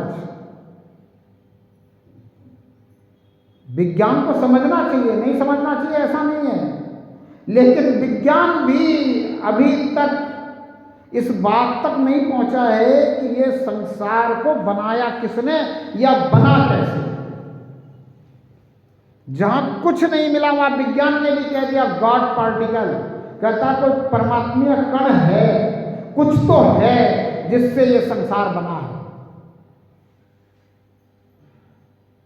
और आगे जाकर के उसको फिर नाम दे दिया क्वांटम। बोले कुछ तो है जिसको हम क्वांटम नाम देते हैं, कुछ है। ये जो कुछ है विज्ञान कह रहा है, विज्ञान जिसको गॉड पार्टिकल कह रहा है, इसको जो अनुभव कर रहा है वो परमात्मा कह रहा है। जिसको लगता है कि मेरी जितनी सामर्थ्यता है, इस सामर्थ्यता से ज्यादा कुछ हो रहा है, तो ये कर कौन रहा है, ये करवा कौन रहा है, ये कैसे हो रहा है, तो कोई ना कोई शक्ति तो है जिसके कारण ये हो रहा है। और जो ये अनुभव करता है कि मेरी इतनी सामर्थ्य है, मैं कर सकता हूं, फिर भी नहीं हो रहा है, ये रोक कौन रहा है, ये रोकने वाला कौन है। मेरे सामर्थ्य जितनी है उतना भी होने नहीं दे रहा है, इसको रोकने वाला कौन है। कोई तो है रोकने वाला जो रोक रहा है, मेरे सामर्थ्य को मुझे जो है दिखाने नहीं दे रहा है, मेरे सामर्थ्य होते हुए भी मुझे करने नहीं दे रहा। ये कौन है जो नहीं करने दे रहा, ये परमात्मा है। तुम्हारे अंदर सामर्थ्य होते हुए भी तुम्हें रोक रहा है, क्योंकि तुम्हारे कर्मों के प्रारब्ध के स्वरूप, तुम्हारे कर्मों के फल स्वरूप रोक रहा है। और तुम्हारे अंदर सामर्थ्य नहीं है फिर भी तुमसे करवा ले रहा है। क्यों? क्योंकि तुम्हारे प्रारब्ध के फल स्वरूप, तुम्हारे पिछले जन्मों के कर्मों के फल स्वरूप। इसलिए संत महात्मा कहते हैं कि अगर तुम्हें संसार से ही प्रेम है, परमात्मा से प्रेम नहीं है, फिर भी तुम संसार में सुखी रह सकते हो अगर अपने कर्म संभाल लो। और अगर तुम्हें परमात्मा से प्रेम हो गया है तो फिर तुम अकर्ता हो जाओ, कर्म को छोड़ो, सब कुछ परमात्मा पे छोड़ दो, परमात्मा से सिर्फ प्रार्थना में लग जाओ।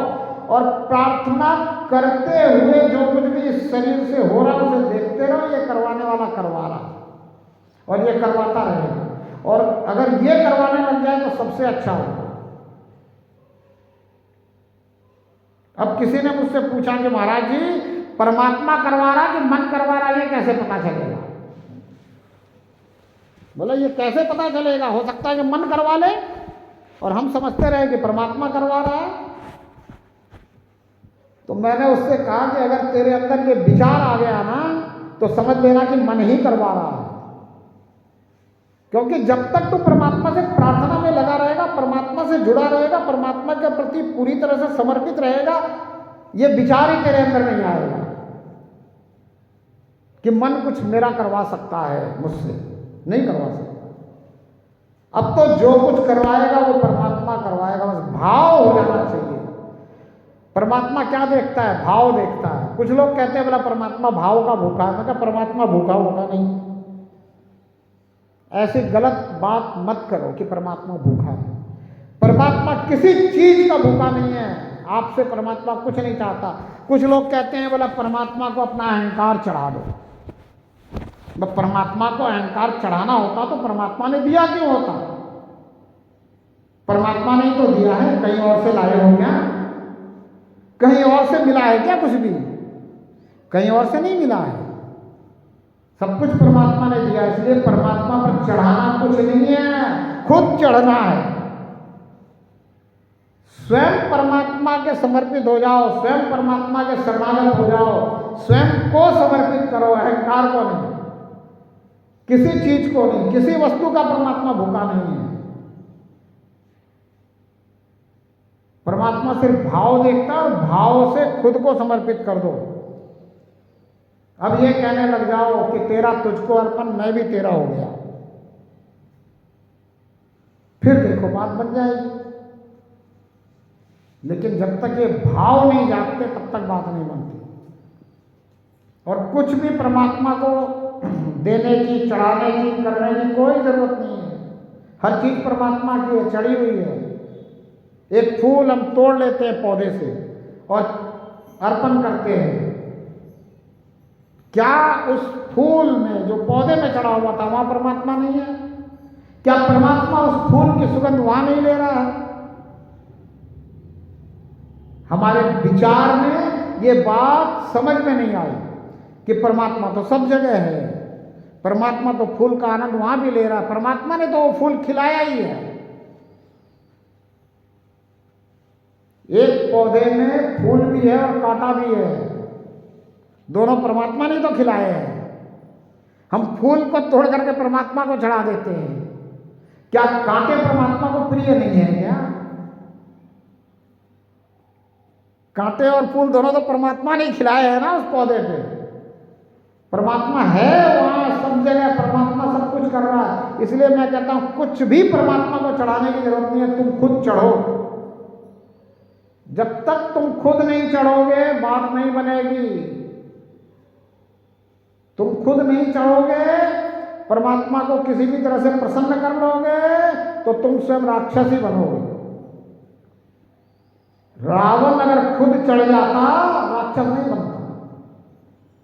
रावण खुद नहीं चढ़ा, खुद के सर चढ़ाए, खुद के सर चढ़ाए, खुद नहीं चढ़ा। अगर खुद समर्पित हो जाता गणों की तरह, नंदी की तरह, रावण राक्षस बन जाता क्या? नहीं बनता। इसलिए खुद चढ़ो, खुद समर्पित हो जाओ। लोग कहते हैं बोले सर झुकाने से अहंकार मिटता है, इसलिए हम सर झुकाते हैं। और कहते हैं बच्चों को सर झुकाना सिखाना चाहिए। मुझे बात समझ में नहीं आई। सर झुकाने से अगर अहंकार मिटता तो रावण को सर काट काट के चढ़ाने से अहंकार क्यों नहीं मिटा? रावण ने तो अपना सर काट काट के चढ़ा दिए, क्यों नहीं मिटा अहंकार? अहंकार न सर चढ़ाने से मिटता है, न सर झुकाने से मिटता है, सिर्फ विचार बदलने से मिटता है। सारा खेल विचारों का है। विचार में एक बार बात समझ में आ गई कि मैं परमात्मा का हूं और परमात्मा मेरा है और मैं इस परमात्मा के सामने कुछ भी नहीं हूं, फिर काहे का अहंकार? जब मैं इस परमात्मा के सामने कुछ भी नहीं हूं, मैं कुछ नहीं कर सकता। जो ये चाहे ये सब कुछ कर सकता है, ये क्या नहीं कर सकता? इसने ये दुनिया पूरी, ये जो खेल सृष्टि रचाई है, हम तो इसके छोटे से प्यादे हैं। कभी सोच के देखो, इतना बड़ा ब्रह्मांड, इस ब्रह्मांड में ये पृथ्वी, और इस पृथ्वी में हम एक धूल के कण के बराबर भी नहीं है।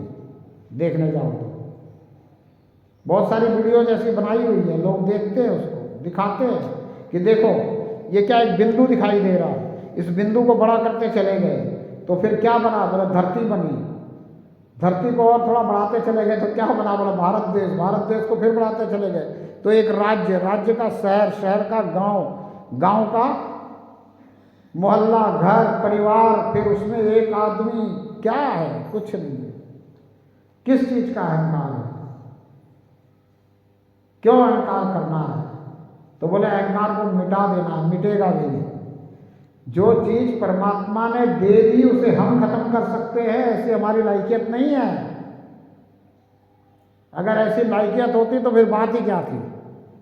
इसलिए जो चीज परमात्मा ने दे दी, स्वयं के साथ सब कुछ, जो कुछ परमात्मा ने दिया वो सब कुछ परमात्मा का है, ऐसा मान करके परमात्मा को समर्पित करके ये मन, बुद्धि, चित्त, अहंकार, इंद्रियों, ये सारी बातें, सारा कुछ परमात्मा के हाथ में देके परमात्मा को सारथी बना के इस शरीर में महारथी बन के बैठ जाओ। इस 10 इंद्रियों के रथ में बैठ जाओ महारथी बन के, और इससे प्रार्थना करो कि बस मुझे अब ऐसी दृष्टि दे दे कि करवाता तू रहे और मैं देख करके आनंद लेता रहूंगी। हो रहा है, वाह, हो रहा है, सब कुछ हो रहा है। दुनिया में देखो ना, सब कुछ हो रहा है कि नहीं हो रहा है? हो रहा है कि कोई कर रहा है? पौधे अपने आप हो रहे हैं। आम के पौधे में आम ही लग रहा है, इमली के पौधे में इमली लग रही है, मिर्च के पौधे में मिर्च ही लग रही है। मिर्च तीखी हो रही है, खट्टी नहीं हो रही है, नींबू तीखा नहीं हो रहा, खट्टा हो रहा, सब कुछ हो रहा है। किसी को करना पड़ रहा है क्या कुछ? सब कुछ प्रकृति में परमात्मा कर रहा है, विधि का विधान बना दिया इसने, ऐसे ही हो रहा है। हम भी छोड़ दें परमात्मा के हाथों में अपने आप को, फिर होता रहेगा और सब कुछ अच्छा होगा, सबसे अच्छा होगा, बेहतरीन होगा, जिसको कहते हैं बेहतरीन, सबसे अच्छा वो होगा। पर चाहिए कि मैं खुद को चढ़ा दूं, खुद को समर्पित कर दूं। बस इतनी सी बात अगर बन जाए अपनी, तो समझो कि अपना जीवन सफल हो गया, सार्थक हो गया। और ये बात बनने के बाद हो सकता है कि परमात्मा ऐसी दृष्टि प्रदान कर दे जिससे परमात्मा दृश्यमान हो जाए, ये दिखने लग जाए, फिर हम कह सकें कि ये परमात्मा है, वो नहीं। अभी हमें दिखता नहीं है नजदीक, हमें आभास होता है कि है, फिर भी हम कहते हैं वो। हमने कई कथाकारों को सुना, कथाकार कहते हैं बोला परमात्मा अंग संग है, कण कण में है, सब जगह, कोई ऐसी जगह नहीं जहाँ परमात्मा नहीं है। लेकिन लास्ट में आकर के बोला तुम जो भी करते हो वो देख रहा है। अरे वो नहीं, ये देख रहा है, यही है। सीसीटीवी कैमरे जहाँ लगे हुए हैं वहाँ पे लिखा हुआ है कि आप सीसीटीवी कैमरे के निगरानी में हो। पर कुछ लोग परमात्मा पे विश्वास करने वाले, उन्होंने ये भी लिख दिया है कि आप परमात्मा और सीसीटीवी दोनों की निगरानी में हो। और हमें ये बात समझनी है कि हम हमेशा परमात्मा की निगरानी में हैं। और अगर हम किसी की निगरानी में अपने मन मुताबिक ना रहें तो हमें लगता है कि हम बंधन में हैं। अब पिताजी को हम अपने आप ही अंगुली पकड़ा दें तो हमें बड़ा आनंद आता है, और पिताजी ने हमारी अंगुली कभी जबरदस्ती पकड़ करके रखा साथ में तो हम सोचते हैं यार पिताजी ने बड़ा गड़बड़ कर रखा, बड़ी धौंस जमाते हमारे ऊपर, हमारे को अकेले चलने नहीं देते, हमें कुछ करने नहीं देते, अपनी हाथ पकड़ के रखा हुआ हमारा, हमें बंधन सा महसूस होता है। लेकिन वो बंधन हमारे पिता ये समझ के नहीं करते कि हमें बंधन दे रहे हैं, वो तो हमारी सुरक्षा के लिए, हमारी भलाई के लिए, हमारी अच्छाई के लिए, हमें बाहर के दुखों से बचाने के लिए हमारा हाथ पकड़ के रखते हैं। लेकिन हमें बंधन लगता है। ऐसे ही क्या होता है, कुछ लोग जब परमात्मा उनको पकड़ के रखता है तो बंधन महसूस करते हैं, लेकिन जो परमात्मा को अपने आप ही पकड़ा देता है वो फिर आनंद में रहता है। क्यों? क्योंकि वो महसूस नहीं करता बंधन। फिर जो बंधन महसूस करता है वो कहता है कि परमात्मा ने ऐसा क्यों किया, ऐसा क्यों हुआ, परमात्मा क्या कर रहा है, परमात्मा क्यों कर रहा है, परमात्मा कैसे कर रहा है, मैंने ऐसे कौन से कर्म किए जिसका फल मुझे परमात्मा ऐसा दे रहा है। रोता कि नहीं रोता? फिर वो रोता रहता है। लेकिन जिसने अपना हाथ पकड़ा दिया वो देखता है कि वाह परमात्मा जो कुछ कर रहा है वो सब कुछ अच्छा कर रहा है, आनंद में रहता है। क्यों? उसकी इच्छाएं खत्म हो जाती है, उसकी तृष्णाएं खत्म हो जाती है। अब आशा एक राम जी से, दूसरी आशा छोड़ दी है। आशा एक राम जी से है, दूसरी सारी आशा छोड़ दी, परमात्मा से आशा है। और परमात्मा से जो आस लगाता है उसे निराश नहीं होना पड़ता। दुनिया में और कहीं भी आशा लगा लो आपको निराश होना पड़ेगा, किसी से भी आशा लगा लो इस दुनिया में निराश होना पड़ेगा। एक दिन वो आपको छोड़ेगा ही छोड़ेगा, एक दिन वो आपको धोखा देगा ही देगा। देगा कि नहीं देगा? चाहे किसी से भी आशा लगा लो इस दुनिया में, एक दिन वो आपको धोखा देगा ही देगा। कैसा धोखा देगा? अरे जीवन रहते रहते धोखा नहीं दिया आपको, उसके ऊपर बहुत आशा है और उसने जो है अपना शरीर पूरा कर लिया। अब आप क्या कहते हो? बोले धोखा दे गया। क्या कहते हो? बोले मुझे धोखा दे गया। तो आपने उस पर आशा लगाई थी इसलिए आप निराश हो रहे, इसलिए आप कह रहे हो धोखा दे गया, जबकि आपको पहले से ही पता है कि हम तो यात्री हैं, सहयात्री पता नहीं कब उतर जाए ट्रेन से, कब किसका मुकाम आ जाए, किस पल कौन बिछुड़ जाए। अब ये अगर वाकई में होश से समझ लो तो वहां निराशा नहीं है। और आशा परमात्मा से हो तो परमात्मा किसी को कभी छोड़ता नहीं है। आपके शरीर के छूटने के बाद भी परमात्मा आपको अपने में विलीन कर लेगा। अगर वाकई में आपने आशा परमात्मा से लगाई है तो इस शरीर में रहते हुए आपके लिए परमात्मा दृश्यमान हो जाएगा, आपको ऐसी दृष्टि मिल जाएगी। ये मैं अपने अनुभव से कह रहा हूं, ये मैंने पाया है इसलिए कह रहा हूं। और जिन्होंने पाया उन्होंने भी कहा, नानक जी ने कहा कि पूरे गुरु का सुन उपदेश और पार ब्रह्म निकट कर देख। बोले पूरे गुरु का अगर तुमने उपदेश सुन लिया तो पार ब्रह्म निकट करके दिखेगा। पूरा गुरु कौन है? परमात्मा। अगर आपने अंदर की आवाज, परमात्मा की आवाज सुन ली तो परमात्मा आपके लिए प्रकट हो जाएगा। पूरा गुरु कौन है? परमात्मा। परमात्मा ने अगर बुद्धि नहीं दी तो इस संसार का कोई भी कितना भी बड़ा ज्ञानी हो, कितना भी जानकार हो, कितना भी इंटेलिजेंट हो, कितना भी नॉलेजेबल हो, कितनी भी उसके पास इंफॉर्मेशन हो, वो आपको कुछ नहीं समझा सकता, क्योंकि परमात्मा ने आपको बुद्धि नहीं दी। अब परमात्मा ने आपको बुद्धि दी है तो बुद्धि देने वाला सबसे प्रथम गुरु है परमात्मा, और अंतिम गुरु भी परमात्मा, पूर्ण गुरु भी परमात्मा। और इसकी आवाज अंदर से आती है, अंदर ही बैठा परमात्मा। मैं भी इस शरीर के अंदर हूं और मेरे अंदर भी परमात्मा है। समझना बात को, मैं शरीर के अंदर हूं, मैं आत्मा, और मुझ आत्मा में भी है परमात्मा, और इस शरीर में भी है परमात्मा। मैं आत्मा परमात्मा में हूं और परमात्मा मुझ में भी है।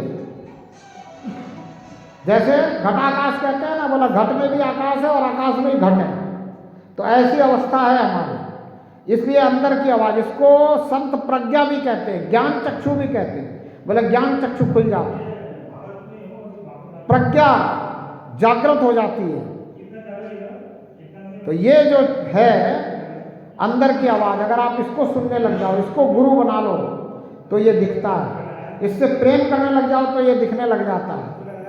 संत तुलसीदास जी कहते हैं, बोला हरि व्यापक सर्वत्र समाना और प्रेम से प्रकट हो ही में जाना। बोला परमात्मा सब जगह व्यापक है और प्रेम से प्रकट होता है। अब एक ही बात समझ लेना कि जिसके लिए परमात्मा प्रकट नहीं हुआ वो परमात्मा का प्रेमी ही नहीं है। सीधी सी बात है कि नहीं भाई? जिसके लिए परमात्मा प्रकट नहीं हुआ वो परमात्मा का प्रेमी नहीं है। वो अपने आप को परमात्मा का प्रेमी ना माने, वो संसार से प्रेम करता है, इसलिए परमात्मा के पास उसको आना पड़ता है, क्योंकि उसका चारा नहीं चल रहा अकेले अकेले संसार में।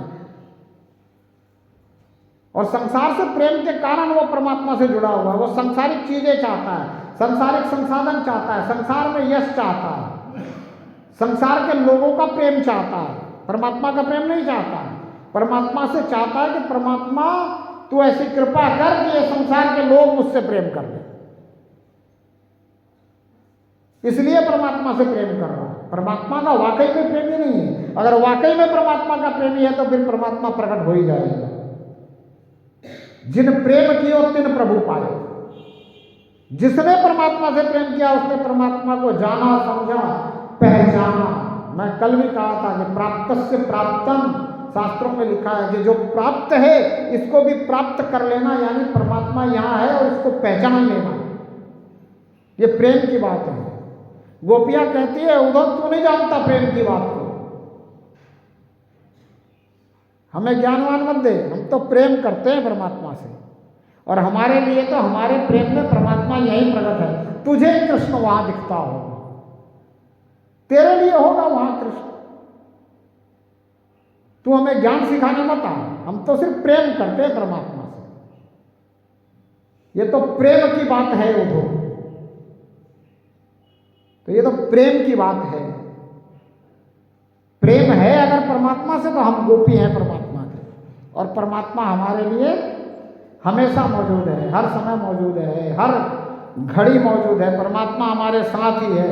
जिथे मी जातो तिथे माझा संगाती, चाल भी तो धरुनिया हाथी। बस जरूरत है सिर्फ प्रेम वाकई में हो जाए परमात्मा से, और इतना प्रेम हो कि बस परमात्मा मुझे तेरा प्रेम चाहिए, मुझे और कुछ नहीं चाहिए, मुझे सिर्फ तेरा प्रेम चाहिए। गीता में श्री कृष्ण ने कहा अर्जुन से कि जो मुझे जिस भाव से प्रेम करता है मैं उसे उसी भाव से प्रेम करता हूं, और जो मुझे तत्व रूप से जानकर समझकर प्रेम करता है मैं उससे प्रेम करता हूं। जो मुझे जिस रूप में पूजता है मैं उसी रूप में उसके हर मनोकामना को पूर्ण करता हूं। अब हमारी मनोकामना ही अगर यह हो जाए कि मुझे तो परमात्मा चाहिए, मुझे तो तेरा दीदार चाहिए, मुझे तो तेरी पहचान चाहिए, मुझे तो ऐसी निगाह चाहिए जिससे तू दिखने लग जाए, मुझे ऐसी दृष्टि चाहिए जिससे तू दृश्यमान हो जाए। पूरी होगी कि नहीं होगी? हम परमात्मा को बिना पहचाने हुए परमात्मा को मान रहे हैं, परमात्मा के लिए जो भी कुछ कर रहे हैं उससे हमें फायदा हो रहा है कि नहीं हो रहा? बिल्कुल हो रहा है। और फायदा हो रहा है इसलिए हम मान रहे हैं, इसलिए हम बार बार कर रहे हैं वही काम जिसके करने से हमें फायदा हो रहा है। तो बिना परमात्मा को पहचाने बगैर अगर हमें परमात्मा से विश्वास करने पे और परमात्मा के लिए कुछ करने पे, थोड़ा बहुत करने पे, संसार से प्रेम होने के कारण भी परमात्मा से प्रेम करने पे फायदा मिल रहा है, तो परमात्मा से प्रेम करने लग जाए और परमात्मा की पहचान हो जाए तो कितना फायदा होगा सोच लो।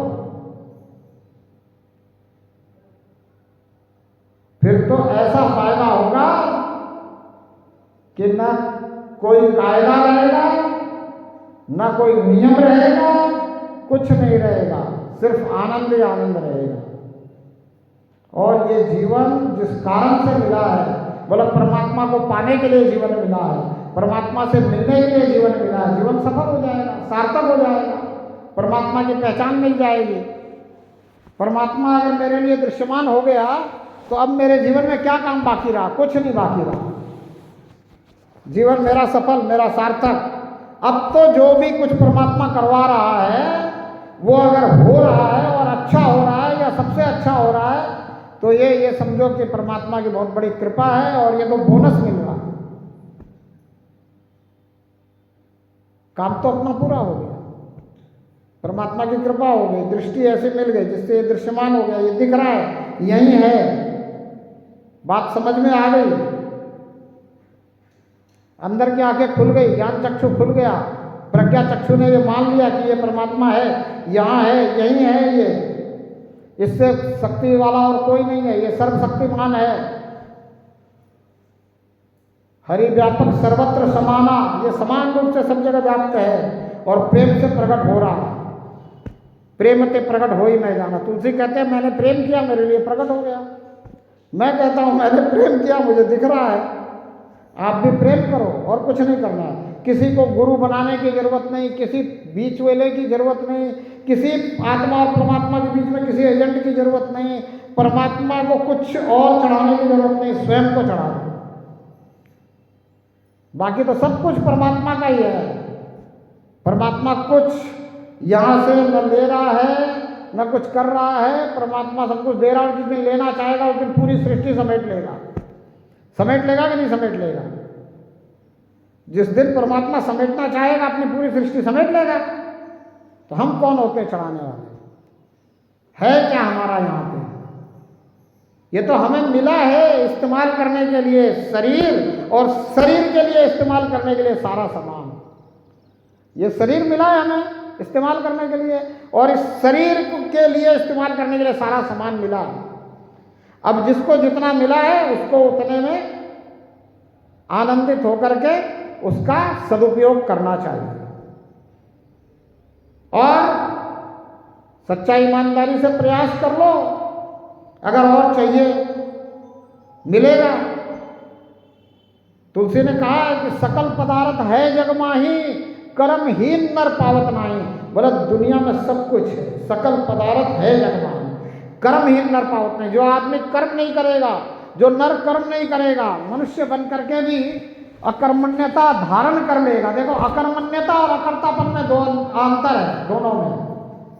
अकर्मण्यता मतलब आलसी हो जाना, और अकर्तापन का मतलब आलसी होना नहीं है। अकर्तापन का मतलब है मैं कुछ कर नहीं सकता, इसलिए मैं इस शरीर से कुछ नहीं करवाऊंगा, मैं तो सिर्फ तेरी प्रार्थना करूंगा, तू करवा ले। आलसी नहीं हूं, आलस में अपने इस शरीर को रखना नहीं चाहता हूं, अकर्मण्य नहीं हूं। आलस्य ही मनुष्य नाम शरीरस्थो महान विपु। आलस्य मनुष्य के शरीर का बहुत बड़ा शत्रु है, इसलिए आलसी नहीं हूं। आलसी जोगी धरती का भार, योगी है और आलसी है तो वो भी धरती का भार है। आलसी नहीं हूं, आलस्य नहीं चाहता हूं, प्रमाद नहीं चाहता हूं, आमोद नहीं चाहता हूं, आनंद चाहता हूं, परमानंद में गोचर करना चाहता हूं, सच्चिदानंद में गोचर करना चाहता हूं, तो क्या करना है? प्रार्थना करनी है। प्रार्थना करना भी कर्म है। सबसे अच्छा कर्म क्या है? प्रार्थना करना। और ये कर्म हम करते रहे, प्रार्थना करें कि हे प्रभु, कल मैंने बताया कुछ लोग लास्ट में चले गए थे कि हे प्रभु मुझे क्षमा कर, अपनी शरण में ले ले, जो तू चाहता है इस शरीर रूपी साधन से वो करवा ले, मुझे ऐसी दृष्टि दे कि इस शरीर से होते हुए को मैं देखता रहूं, बिना लेकिन किंतु परंतु किए बगैर। कोई लेकिन किंतु परंतु नहीं करो, कोई चिंता नहीं करो, कोई चिंतन नहीं करो, किसी भी प्रकार से मन बुद्धि चित्त का कोई उपयोग ना करो। अब तो तू करवाता रहे और मैं देखता रहूं होते हुए को, और हर पल तुझे भी निहारता रहूं। जिधर देखूं उधर तू ही तू दिखे। जिसको दिखा उन्होंने कहा, क्या कहा? बोला जिधर देखता हूं उधर तू ही तू है। कहा कि नहीं कहा? बोला जिधर देखता हूं उधर तू ही तू है, और हर बसर में हूबहू है। जहां देखता हूं वहां तू ही तू नजर आता है। कहां देखूं? यहां देखूं तो तू नजर आता है, वहां देखूं तो तू नजर आता है, इसमें देखूं तो तू नजर आता है, मुझ में देखूं तो तू नजर आता है, जिसमें देखता हूं उसमें तू नजर आता है। जिधर देखता हूं उधर तू ही तू है, और हर बसर में हूबहू है। मतलब जैसा इसमें दिखता है वैसा ही इसमें दिखता है। ये अलग दिखता है, पर इसमें तू वैसा ही दिखता है जैसा इसमें दिखता है।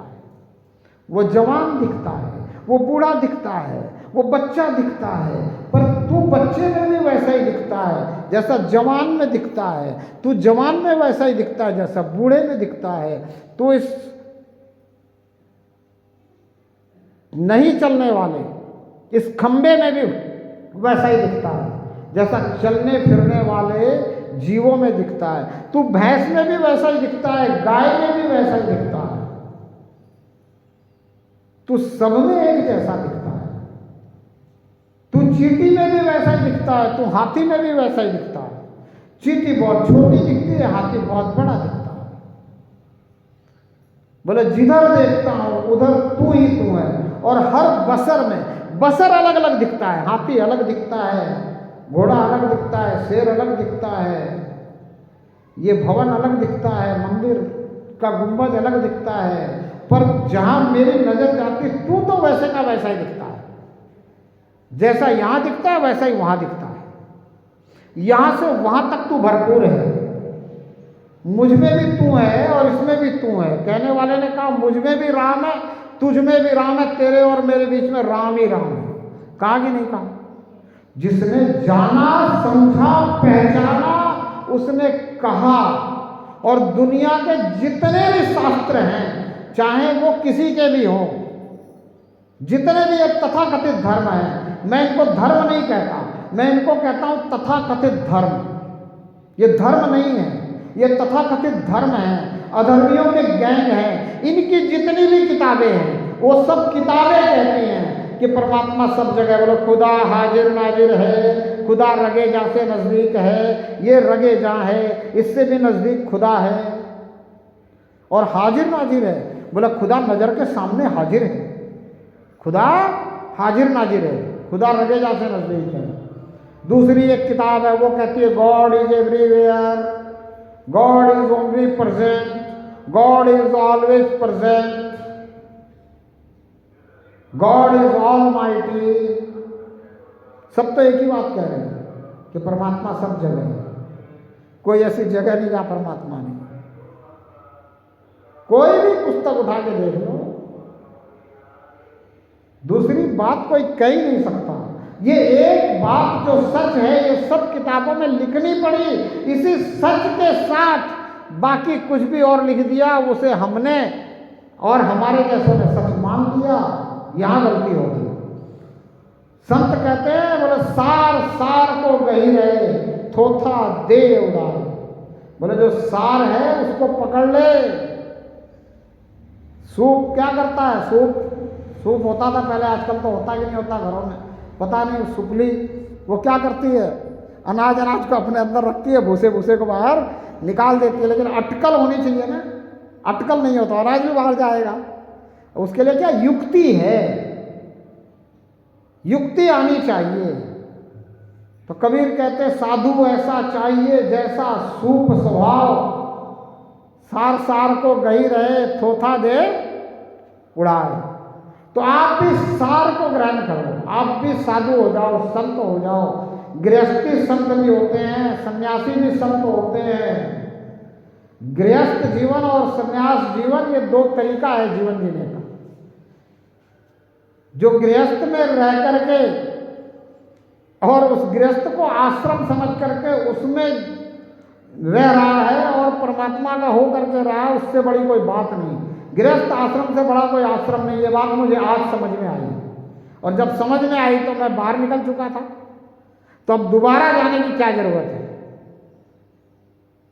एक बार कहीं से निकल के आए हैं तो दोबारा वहां नहीं जाना चाहिए, कि नहीं जाना चाहिए। जाओगे तो कहेंगे लोग, बोले लौट के बुद्धू घर को आया। तो क्यों बुद्धू कहना है? इसलिए दोबारा नहीं जा रहा हूं। लेकिन जो गृहस्थ में है उनसे ये निवेदन करता हूं कि गृहस्थ आश्रम से बड़ा कोई आश्रम नहीं है। अगर गृहस्थ आश्रम में आप परमात्मा के होके रहो और अपने घर को, अपने परिवार को परमात्मा का समझो, इस पूरे संसार को परमात्मा का समझो।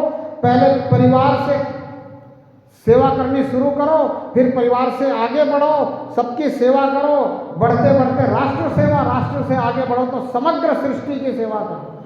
समग्र सृष्टि, सिर्फ धरती धरती नहीं, जहां समग्र सृष्टि की सेवा की बात है। सर्वे भवन्तु सुखिनः, सर्वे सन्तु निरामयाः, सर्वे भद्राणि पश्यन्तु मां कश्चित् दुःखभाग् भवेत्। हमारे संत कहते हैं ऐसी धारणा बना लो कि कोई भी दुखी ना हो, सब सुखी रहे। और जब सब सुखी रहेंगे तो उसमें तो हम भी हैं, तो हम सुखी हो जाएंगे अपने आप ही। जब हमारे साथ में रहने वाले सब सुखी हो जाए तो हम कैसे दुखी रह सकते हैं? इसलिए संत कहते हैं, बोले सर्वे भवन्तु सुखिनः, सर्वे सन्तु निरामयाः, सर्वे भद्राणि पश्यन्तु मां कश्चित् दुःखभाग् भवेत्। किसी को भी दुख ना हो। और ऐसा कौन चाहता है? तो बोले एक माँ चाहती है। माँ क्या चाहती है? कितने भी पुत्र हो माँ के, सपूत हो, कपूत हो, कैसा भी हो, माँ चाहती है सब सुखी रहे। माँ कभी ऐसा नहीं चाहती कि जो कपूत है वो दुखी रहे। चाहती है क्या? इसलिए कहते हैं माँ कश्चित् भाग् भवेत्। माँ चाहती है कि उसके भाग्य में नहीं है वो भी उसको मिल जाए। ये समझ और ये प्रयास प्रार्थना का ये करना है। समय का ध्यान रखना, हो गया ना? हाँ, तो फिर आज भी वही बात जो कल बताई थी वही बताया है। कितना भी विश्लेषण करो, बात एक ही बतानी है कि जुड़ो परमात्मा से। हम सभी आत्माएं हैं, हम सभी आत्माओं को परमात्मा से जोड़ना है, परमात्मा के अंश हैं। इन्हीं बात विचार और इस व्यवहार से जो है हमारा जीवन सफल होना है। इसलिए अब इन्हीं शब्दों के साथ आज आपसे विदा लेता हूँ। कल फिर मिलेंगे। कल बच्चों का सेशन है, बच्चों को लेके आओ, कुछ बातें बच्चों से करेंगे, बच्चों से सीखेंगे और बच्चों को सिखलाएंगे। बोलो परमपिता परमात्मा की, धर्म की, अधर्म का, विश्व का, प्राणियों में, गौ माता की, भारत माता की, सच का बोलवाला हो, झूठे का मुंह काला हो। बोलो परमपिता परमात्मा की जय।